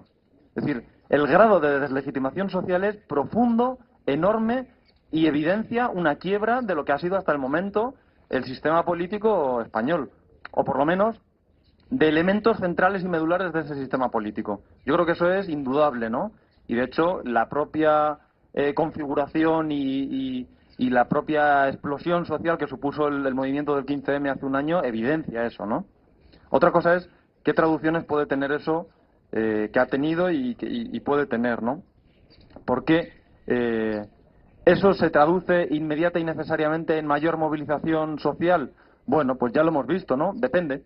Es decir, por ejemplo, el movimiento del 15M se tradujo en una enorme legitimación, con una enorme legitimación social, se tradujo en enormes movimientos sociales hace un año, y los ha vuelto a mantener en episodios y momentos concretos, y el último hace apenas un mes, ¿no? Es decir, que la sociedad española sí se ha movilizado, ha mostrado síntomas de cabreo, y sin embargo, bueno, pues por ejemplo ahora ha llegado el rescate y no ha habido una respuesta inmediata. Ayer la manifestación era limitada. ¿Por qué? Mi percepción, la sensación que yo tengo es que la gente se moviliza, la gente salta a la acción directa cuando muestra repulsa, en términos también no solo ideológicos o en términos más puramente identitarios, ¿no? Sino que cuando encuentra una utilidad a las cosas, ¿no? Y por desgracia, claro, la movilización no tiene utilidad de hoy para mañana. Va construyendo un clima social, va construyendo una alternativa, va construyendo un espacio para la acción y para la movilización que paga, pero que va pagando a medio plazo, ¿no? Y yo creo que eso es importante tenerlo en cuenta para no desanimarnos, para entender el sentido de la permanencia, de la continuidad de la lucha, para entender el sentido de la organicidad y de la organización en torno a las estructuras, para entender el sentido de la necesidad de agilizar esa organización. Es decir, que por supuesto se han visto movilizaciones y yo estoy convencido de que las vamos a ver, y lo que pasa es que cuando la terapia de choque es tan dura como está siendo, inicialmente a la gente también le supone un quedarse abatido en el sofá en casa a veces, ¿no? Pero qué duda cabe que cuando están cuestionando elementos tan básicos como lo que significa poder trabajar, poder tener un sueldo decente para poder vivir dignamente, poder no ser expulsado de tu casa y además no tener una deuda para el resto de tu vida cuando ya ni siquiera tienes tu casa, poder tener acceso a conquistas que han sido democráticas básicas de nuestra sociedad, que simplemente constituyen elementos de ciudadanía, como es la sanidad, la educación, las pensiones. Cuando lo que se cuestiona es eso, se cuestionan elementos centrales de lo que ha sido no ya el estado del bienestar, los pilares mínimos de una democracia inacabada e insuficiente. Y por lo tanto, frente a eso va a haber respuesta. A mí no me cabe ninguna duda. La está viendo y la habrá. El ejemplo son los mineros, por ejemplo. En general, yo creo que la sociedad española, de forma generalizada y masiva, no compartimos, por ejemplo, el uso de la violencia. Y sin embargo, masivamente, las encuestas de opinión lo dicen, la gente legitima la acción que en este momento están llevando los mineros. ¿Por qué? Porque es que se ven privados directamente de las posibilidades de sustentar a sus familias. Es decir, incluso en situaciones donde estamos hablando ya de acción ofensiva, ¿no? Acción ofensiva frente a una respuesta pues que no puede ser de otra forma.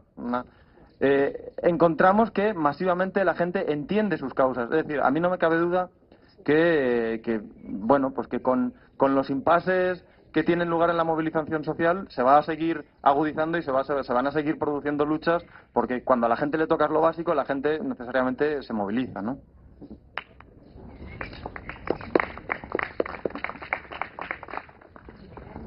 Hola, buenas tardes. Bueno, yo pienso que estamos en un callejón casi sin salida. Estamos en una crisis financiera, estamos en una crisis de empleo, estamos en una crisis sistémica, muchísimo paro. Bueno, entonces, nuestra banca tiene 3 billones de depósitos, perdón, 3 billones de activos en total. Y 1,5 billones son depósitos de los ciudadanos. ¿Qué ocurre? Que yo creo que estamos en un tiempo de reflexión, porque si quiebra la banca, pues 1,5 billones de depósitos los ciudadanos no lo van a cobrar. Y eso, pues hay que ver a dónde vamos, porque lo importante es lanzar la economía, pero con las normas del Banco Central Europeo y todas las normas que hay, pues no solucionamos el problema. Lo que tenemos que solucionar es saber cómo hacemos para crear puestos de trabajo, cómo salir de este embrollo. Y simplemente eso, que reflexionemos, que desde luego un paso, para mí, eso lo tengo claro, es que la banca se nacionalice. Yo mi modelo de sociedad por el cual creo que tenemos que tirar todos, es que las empresas públicas, los servicios públicos, los servicios esenciales sean públicos, con control social, con participación ciudadana. O sea, ese es nuestro modelo. Que luego también haya cooperativas, perfectamente. Que haya cooperativas para pequeños grupos de trabajo, que también haya, pues incluso alguna pequeña empresa que quiere ser individual y quiere llevarla a ello, de acuerdo. Entonces, yo creo que lo que tenemos que tener claros todos es, primero, que vamos queremos empresas públicas para servicios públicos con control social. Entonces, de momento estamos en un lío terrible, pero que no se nos olvide que tenemos que luchar por la nacionalización de los bancos y de las cajas. Segundo, que si dejamos ahora mismo, si no hay, los bancos están quebrados, si no se hace nada, quiebran. Y si quiebran, se organiza aquí, pues bueno, ¿qué se puede organizar? Pues se puede organizar pues una guerra, como decía el otro día Syriza. Los de Syriza, es que no sabemos qué va a pasar, si a lo mejor viene una guerra civil o sea, que hay que medirlo todo. Y entonces, de momento, luchemos porque la nacionalización de las bancas y en concreto de las cajas sea una realidad. Luchemos porque esa nacionalización no sea una nacionalización temporal, sino que sea definitiva. Luchemos, como ha dicho el compañero, y él que me aclare a ver qué otra solución ve, porque las condiciones que nos pongan desde Bruselas sean las que nosotros queremos. Nuestra solución está en movilizar a la población, que la población lo entienda muy bien. Esa es nuestra fuerza. Cuando tengamos todos convencidos y tengamos fuerza, podremos exigir lo que haga falta. Entonces, nuestra movilización es decir a la gente que tiene que participar, pero teniendo claro a dónde vamos, porque si no sabemos a dónde vamos y vamos a que todos salgan y organicemos aquí, yo prefiero que lo paguen y sobre todo una idea muy fundamental, que tengamos claro que a los sinvergüenzas no les vamos a pasar ninguna. O sea, ir contra los antiguos responsables de todo tipo, del gobierno, del Banco Central Europeo, del Banco de España, todo eso lo tenemos claro. Luego privatizar todo lo que podamos. Luego ir contra las nuevas normas que nos pongan. Privatizar, no, nacionalizar. Y entonces, si yo le pregunto a Nacho que nos está hablando eso, yo prefiero que no quiebren los bancos.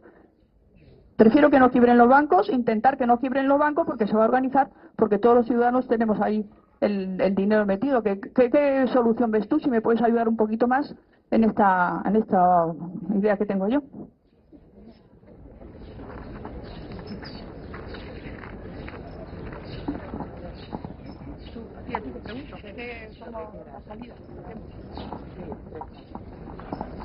A ver, muy brevemente, voy un poco por donde iba antes. Yo creo que el conjunto del movimiento, igual que organizaciones políticas en el marco de la izquierda, tienen programas, hay programas. Por poner un ejemplo, el programa que estaba empujando Syriza, que está empujando Syriza en este momento en las elecciones, me parece un programa que puede resultar útil. No atenderemos el memorándum firmado con la Unión Europea en la medida en que es un memorándum que lo que hace es atender el pago de la deuda en contra de nuestros gastos públicos, nuestras pensiones, nuestros hospitales, nuestros quirófanos. No vamos a cerrar quirófanos por pagar deuda. Eso debería ser el elemento central, ¿no? La oposición a los recortes. Se dice recortes y parece, bueno, recortes un poco abstracto. No, es que cerramos quirófanos por pagar deuda. Nos vamos a oponer a eso.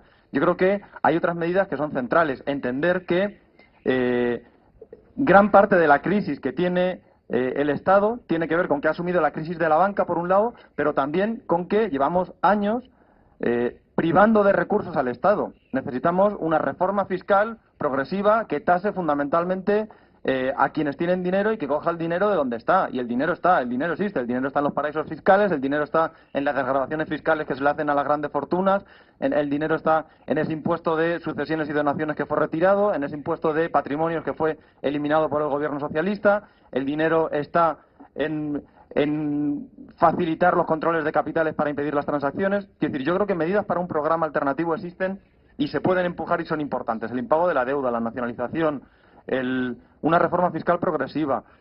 Cuando tenemos 5 millones de parados y tenemos además problemas ecológicos importantes, no se trata de crecer a costa de cualquier cosa, se trata de distribuir la riqueza, se trata de que reduciendo el tiempo de trabajo trabajemos todas y todos. Existe un programa y existen las medidas posibles para vivir mejor. No es un problema técnico, los técnicos no tenemos nada que decir ahí.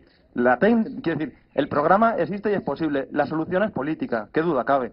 Yo creo que la posibilidad de que un programa así sea asumido de forma masiva, como está siendo el caso en Grecia hoy, es decir, que millones de personas vean en ese programa político una salida a su situación, pasa por la movilización, pasa por la organización política y social que empuje la situación hacia un nuevo contexto donde ese programa sea posible.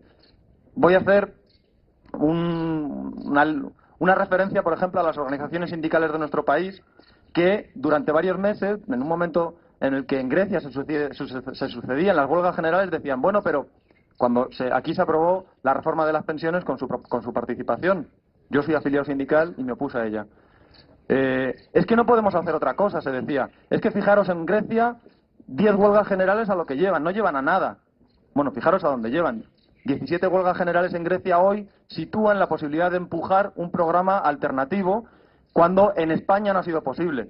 Quienes en las organizaciones sindicales de este país, en las organizaciones de masas y en las alternativas, defendíamos que hay que enfrentar esa orientación, que no podemos amputarnos un brazo para salvar el otro porque mañana nos pedirán que nos amputemos también el otro, que no podemos saltar de un avión en marcha simplemente porque nos digan que nos tiremos y que no nos va a pasar nada porque la otra opción es estrellarnos. No, quiero decir, ese discurso no es posible. Yo creo que para empujar un programa de este tipo hace falta construir movilización. Para eso hace falta organización, para eso hace falta que las asambleas se asienten territorialmente como ha pasado en el movimiento, que exista organicidad como ha pasado en el movimiento, pedirle a otras organizaciones políticas y sindicales que no han cumplido su papel cuando deberían haberlo cumplido, que lo cumplan, que empujen esa movilización, que lo han hecho posteriormente. Al final, claro, la gente empuja allá donde está, los mineros empujan allá donde están y en las escuelas los profesores empujan allá donde están y pasan por encima de quien tengan que pasar, lógicamente. Pero yo creo que es solamente haciendo entender a la gente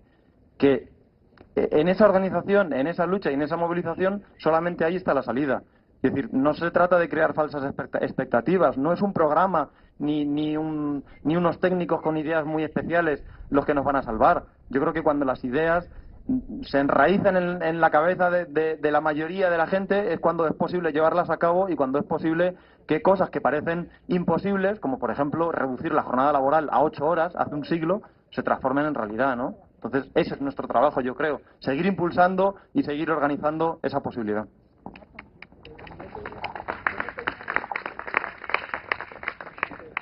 Bueno, mi pregunta va un poco en la línea de un tema que tocó Aurora.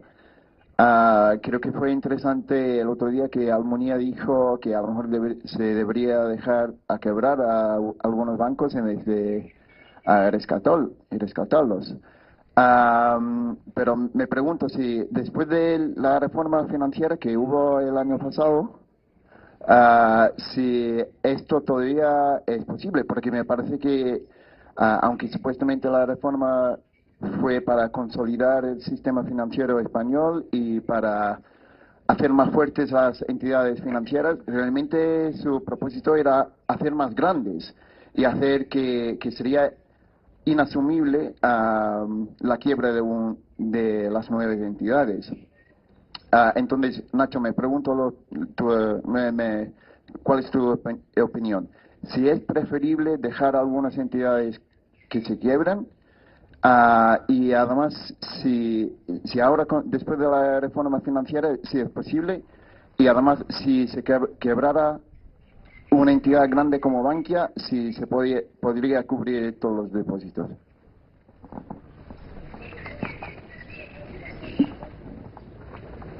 La respuesta es no. No a la parte de los depósitos, es decir, la quiebra de una gran entidad no podría cubrir todos los depósitos. El Fondo de Garantías y Depósitos no tiene dinero suficiente para cubrir una quiebra de Bankia. No, en este momento, tal cual está dotado con los fondos que está dotados en este momento. Por lo tanto, ¿hay que dejar quebrar los bancos? De nuevo, perdona por no haberte respondido antes, ahora vamos a eso, es la misma pregunta. Pero si os dais cuenta siempre se nos sitúan a nosotros, ¿no? A la gente que curramos y no tenemos capacidad de intervenir realmente muchas veces más allá de la organización política y la movilización en las cuestiones de poder y de gobierno, se nos sitúan frente a este tipo de dilemas. ¿Tenemos que salir del euro o no? ¿Tenemos que dejar dejar quebrar a los bancos o no? Bueno, yo creo que a veces son dilemas trampa, pero no podemos tampoco evitarlos, ¿no? Y escondernos. Yo creo que depende de la entidad. Si estamos hablando de grandes entidades, dejar quebrar a grandes entidades va a ser complicado hacerlo salvando los depositantes. Es decir, yo creo que hay que ir a nacionalizaciones del sistema bancario, a nacionalizaciones de aquellas entidades que tengan problemas, nacionalizaciones que no tienen por qué tener como contrapartida el pago de las acciones al precio que tienen las acciones en el mercado, incluso aunque éstas se hundan, no tiene por qué suponer el pago a contrapartes. Y una vez que se nacionalicen las entidades, hay que sanearlas contra acreedores y contra accionistas, no contra depositantes. Quiero decir, la solución frente a estos grandes dilemas es que si no hacemos nada, las grandes entidades quiebran y los depositantes se quedan sin sus pobres ahorrillos. Y además el Fondo de Garantías y Depósitos no tiene dinero para soportar una quiebra masiva, no lo tiene. De hecho, podemos garantizar 100.000 euros por depositante, creo que es lo que está garantizado, pero no llegaría, es imposible. Por lo tanto, yo creo que la respuesta está precisamente en la nacionalización y la puesta al servicio del conjunto de la ciudadanía, de las entidades financieras, bajo control social, control democrático, y que en ese proceso de nacionalización se saneen contra acreedores. Es el caso islandés, si os dais cuenta. En Islandia, sin ser ninguna utopía, sin ser el socialismo en la tierra ni nada parecido, pero sí que es verdad que el proceso de saneamiento se ha llevado de forma muy distinta. No ha habido una socialización de las pérdidas, ha habido una nacionalización de las entidades. En el momento en el que se nacionalizan las entidades, se acompañan de otras dos medidas, se cierra la cortinilla del país y no sale absolutamente nada, y desde que se cerró no ha salido ni un euro de Islandia, ni una corona, perdón. No ha salido nada, quiero decir, a quien le pilló la cortinilla dentro y quien le pilló el control de capitales no lo pudo sacar, se devaluó la moneda y por lo tanto quien tenía inversiones allí se le ha devaluado mucho la inversión, y eso sin poder sacarla, y además se declaró un impago de la deuda sobre los acreedores. Quiero decir, esa situación yo creo que es la que permite afrontar pues los problemas de el banco es demasiado grande para dejarlo caer, no podemos dejarlo caer, por lo tanto tenemos que intervenirlo y tenemos que intervenirlo con con los impuestos de todo el mundo. No, si tenemos que intervenirlo, lo cubriremos las pérdidas contra los acreedores y las cubriremos contra los accionistas.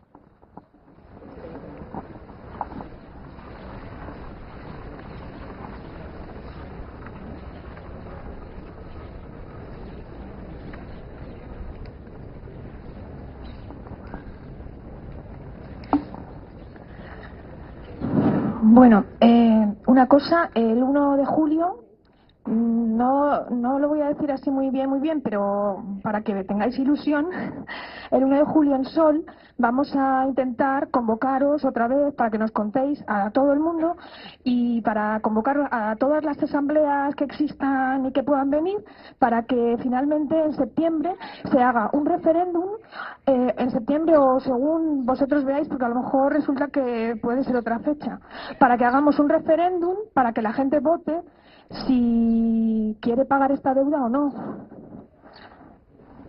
No sé, vosotros, o sea, los profesionales de la economía son los que tienen que plantear la pregunta para que la gente sepa claramente qué es lo que tiene que decir en esa pregunta. Bueno, eso por un lado. Luego, lo que quería también decir es que las medidas que se toman poco a poco, van quitando trocitos a cada uno individualmente y entonces hacen que la gente no se entere. Hay suicidios, nosotros no nos enteramos de los suicidios que hay. Entonces, ese es su instrumento, ¿no? El atomizar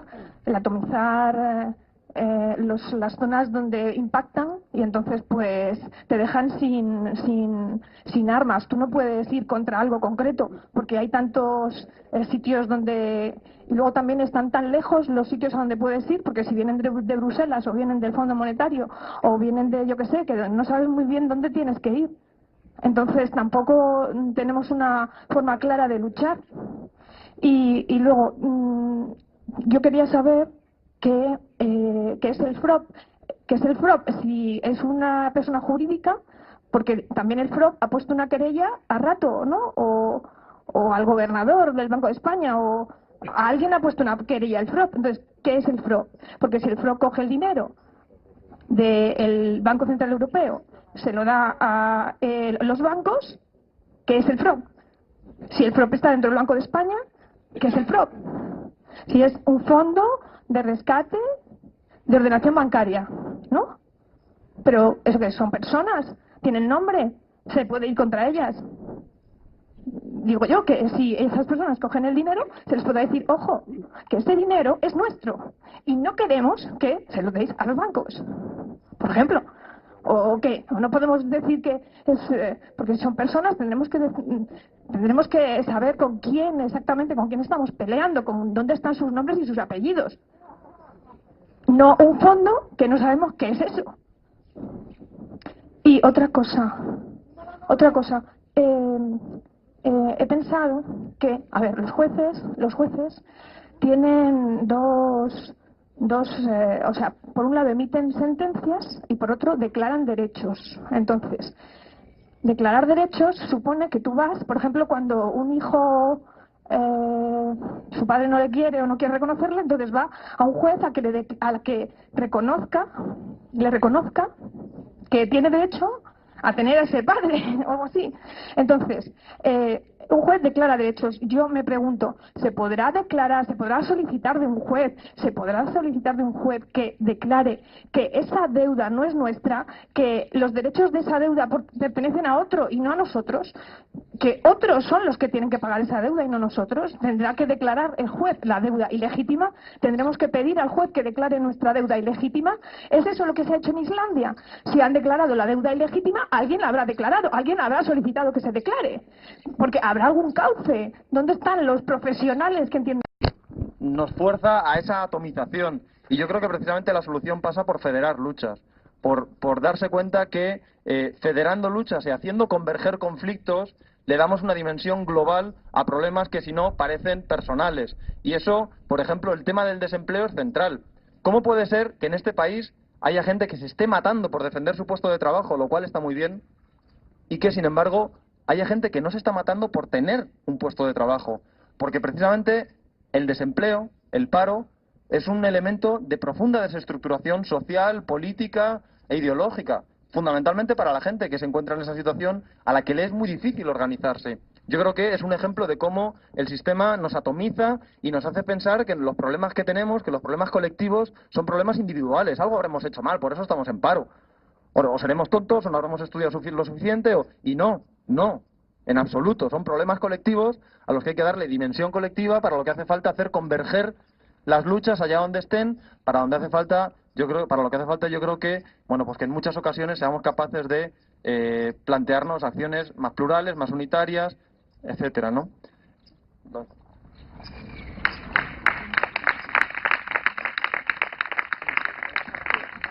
Voy a contestar a la compañera con relación a las acciones jurídicas.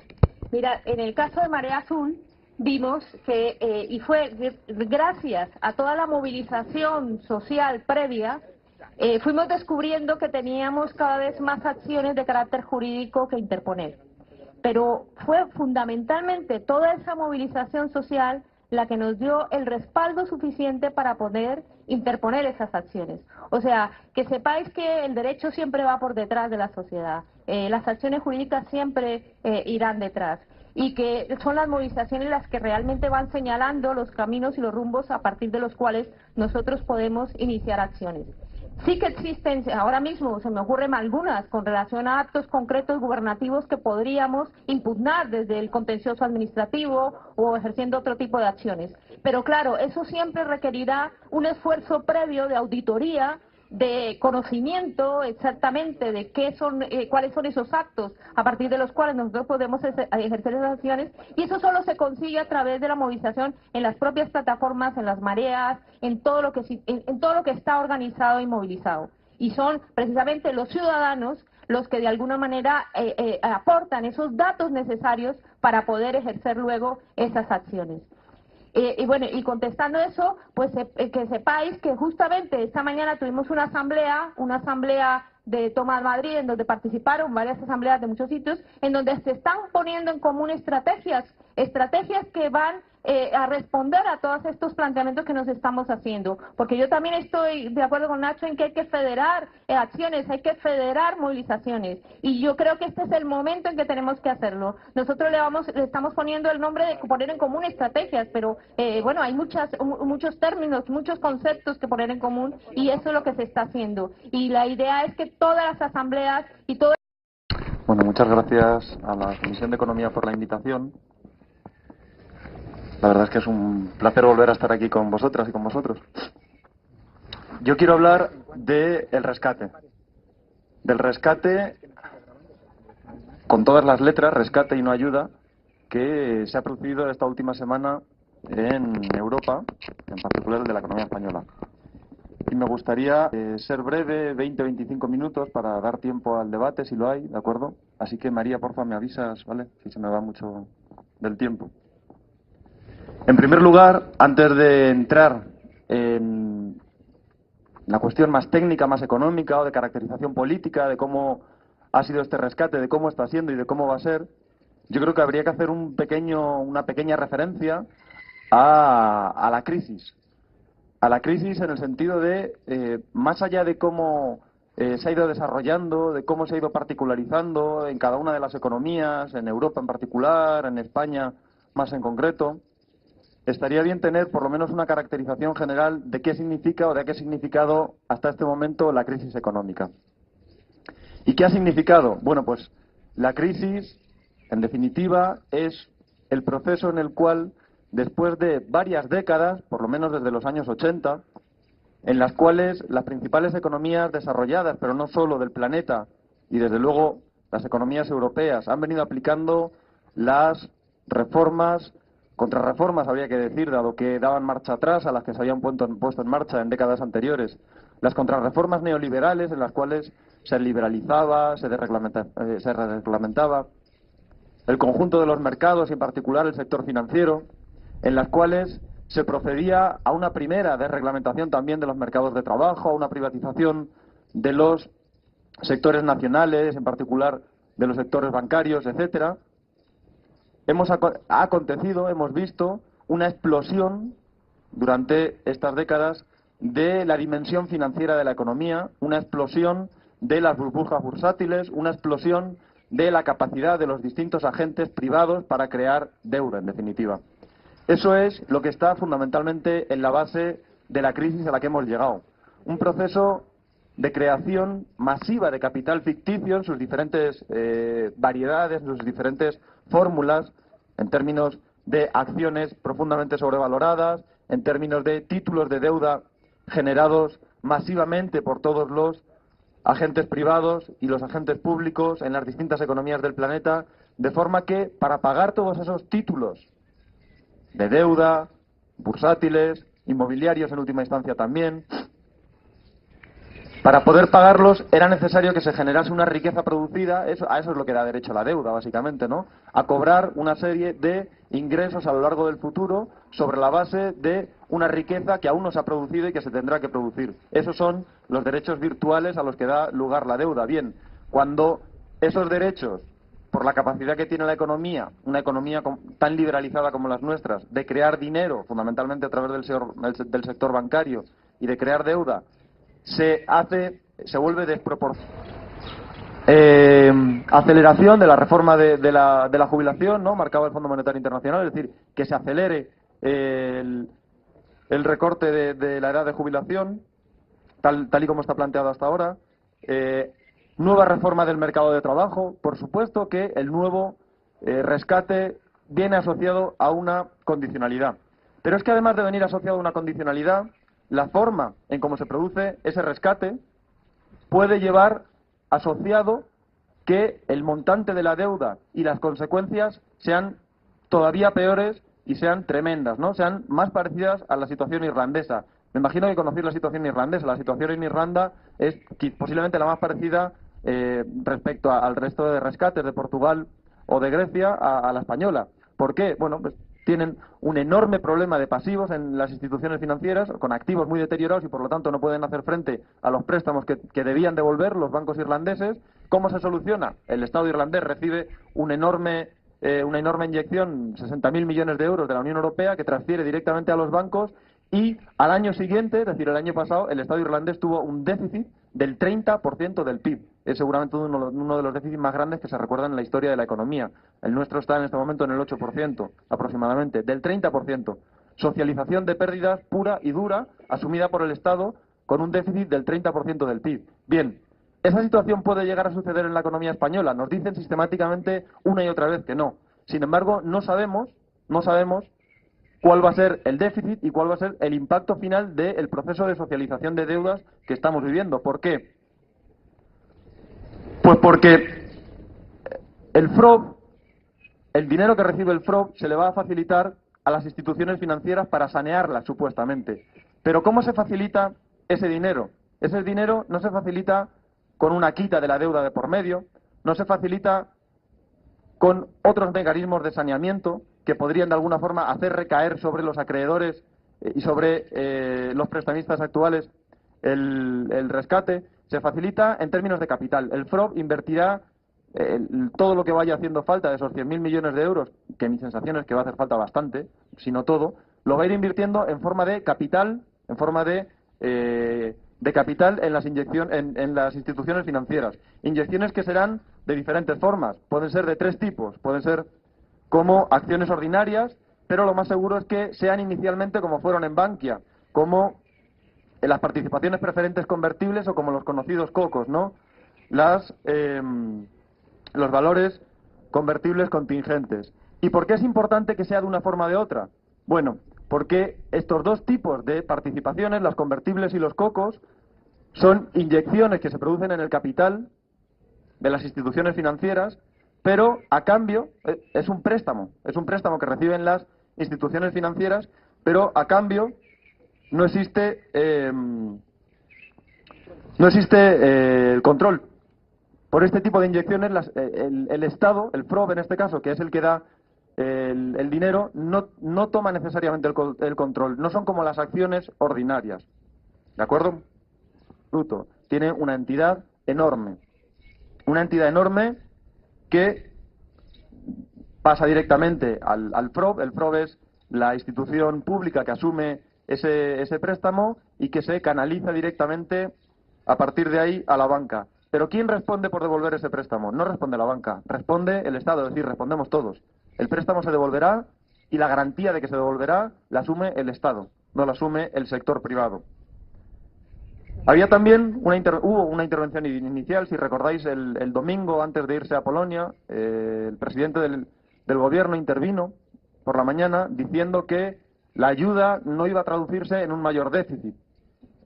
No sé muy bien qué asesor se descolgó con esa hojita de última hora, pero evidentemente la ayuda se traducirá en un incremento del déficit. Es evidente. Los gastos asociados al pago de intereses van a parar a los presupuestos generales del Estado y, por lo tanto, van a parar al déficit. Otra cosa es la restitución del capital del préstamo.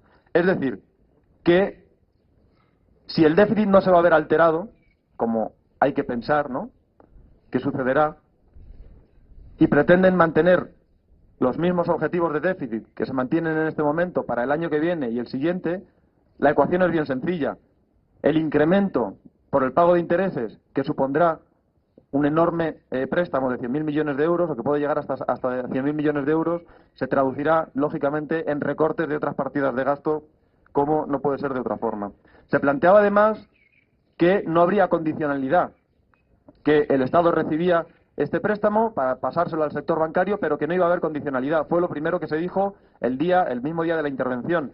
Y 24 horas después, el Eurogrupo ya tenía una nota, mejor dicho, en el mismo momento en el que se deslizó a la prensa la nota del Eurogrupo, en inglés decía claramente: la Unión Europea, el Eurogrupo, vigilará puntualmente que las medidas oportunas en términos fiscales se siguen desarrollando para garantizar que el déficit público no exceda, etcétera, etcétera, etcétera. Es decir, no es cierto. Por supuesto que existe una condicionalidad. La condicionalidad del rescate está asociada, de hecho, a la forma en cómo se produce y cómo se va a otorgar el propio rescate. Son 100.000 millones de euros que se van a liberar por tramos. En la medida en que se siga cumpliendo con lo que se debe cumplir, el siguiente tramo se liberará. En la medida en que no se cumpla con los objetivos de déficit, no se liberará el siguiente tramo, tal cual hemos visto en otras economías europeas. Por lo tanto, el mecanismo de la liberación gota a gota por tramos del préstamo, del rescate, va a ser lo que, en definitiva, refuerce la condicionalidad asociada al propio rescate. Y, por si faltaba poco, el que parecía convidado de piedra, el Fondo Monetario Internacional, sitúa la agenda de cuál debe ser precisamente la orientación de las medidas para contener el déficit. Antes de ayer mismo, veíamos la noticia del Fondo Monetario Internacional marcando precisamente cuál debe ser la orientación. Aumento en el IVA para garantizar el déficit, que, como sabéis, es un impuesto profundamente regresivo, lo pagamos exactamente igual nosotros que el que está parado, que Emilio Botín, en las mismas condiciones, completamente entre la esfera financiera y la esfera real, acontece la crisis que hemos vivido. Esa es la crisis en la que estamos.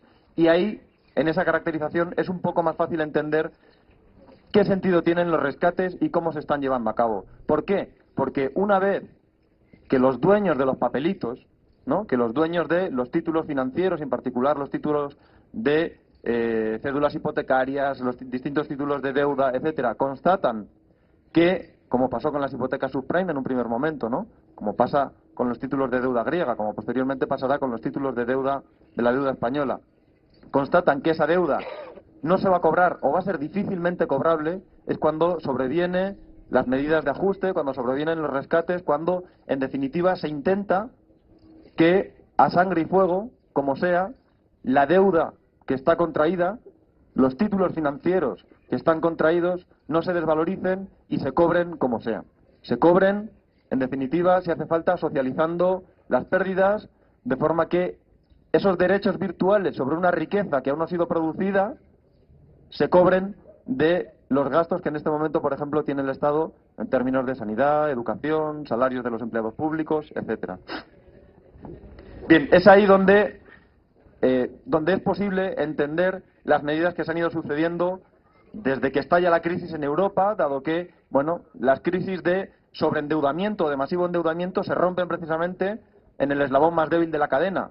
Así pasó con las hipotecas subprime en Estados Unidos, así pasó posteriormente con la deuda contraída por algunas de las economías periféricas europeas. La cadena se va rompiendo por el eslabón más débil, pero vemos cómo la cadena se sigue rompiendo y cómo avanza hacia eslabones de mayor entidad. Bien, ese es el sentido que han tenido hasta el momento los rescates, pero vamos un poco más al detalle.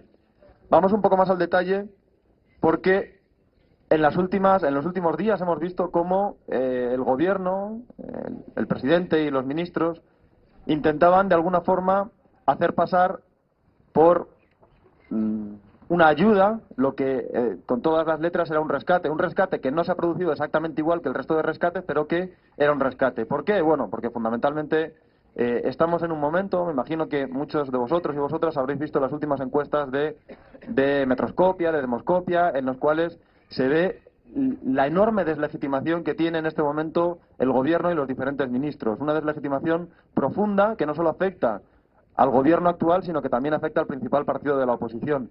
En ese contexto, en un contexto de profunda deslegitimación de los dos grandes partidos que estructuran el sistema político español, parece difícilmente asumible un rescate y, por lo tanto, todo el sentido y toda la voluntad del gobierno para tratar de confundir, de engañar y de hacer pasar por una ayuda, algo que con todas las letras es un rescate. Pero es que además ha sido un rescate, pero es que la economía española venía de estar semi-rescatada ya en los meses anteriores. ¿Por qué digo que venía de estar semi-rescatada en los meses anteriores?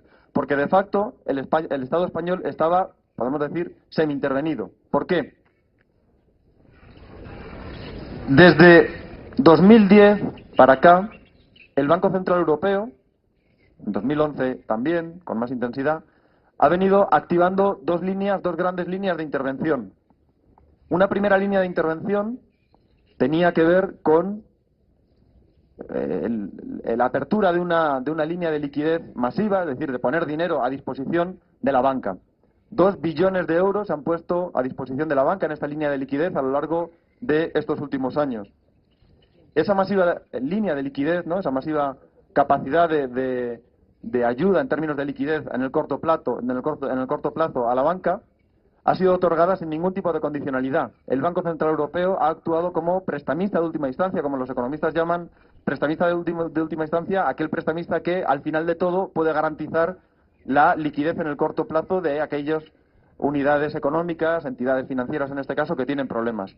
Bien, el Banco Central Europeo ha actuado como prestamista de última instancia, garantizando esa liquidez en el corto plazo de forma masiva, sin ningún tipo de condicionalidad al conjunto de la banca europea. Y sin embargo, simultáneamente se abrió otro tipo de intervención, la intervención que se llamaba, las siglas en inglés, me imagino que son las que habréis visto, SMP, el Programa de Mercado de Valores, que consistía básicamente en la intervención, ha llegado a ser importante, del Banco Central Europeo comprando títulos de deuda de las economías que tenían más problemas. En particular, intervino masivamente en agosto del 2011 comprando títulos de deuda en los mercados secundarios, no en la emisión, de España y de Italia, precisamente para evitar los duros ataques que estaban sufriendo las deudas soberanas de España y de Italia.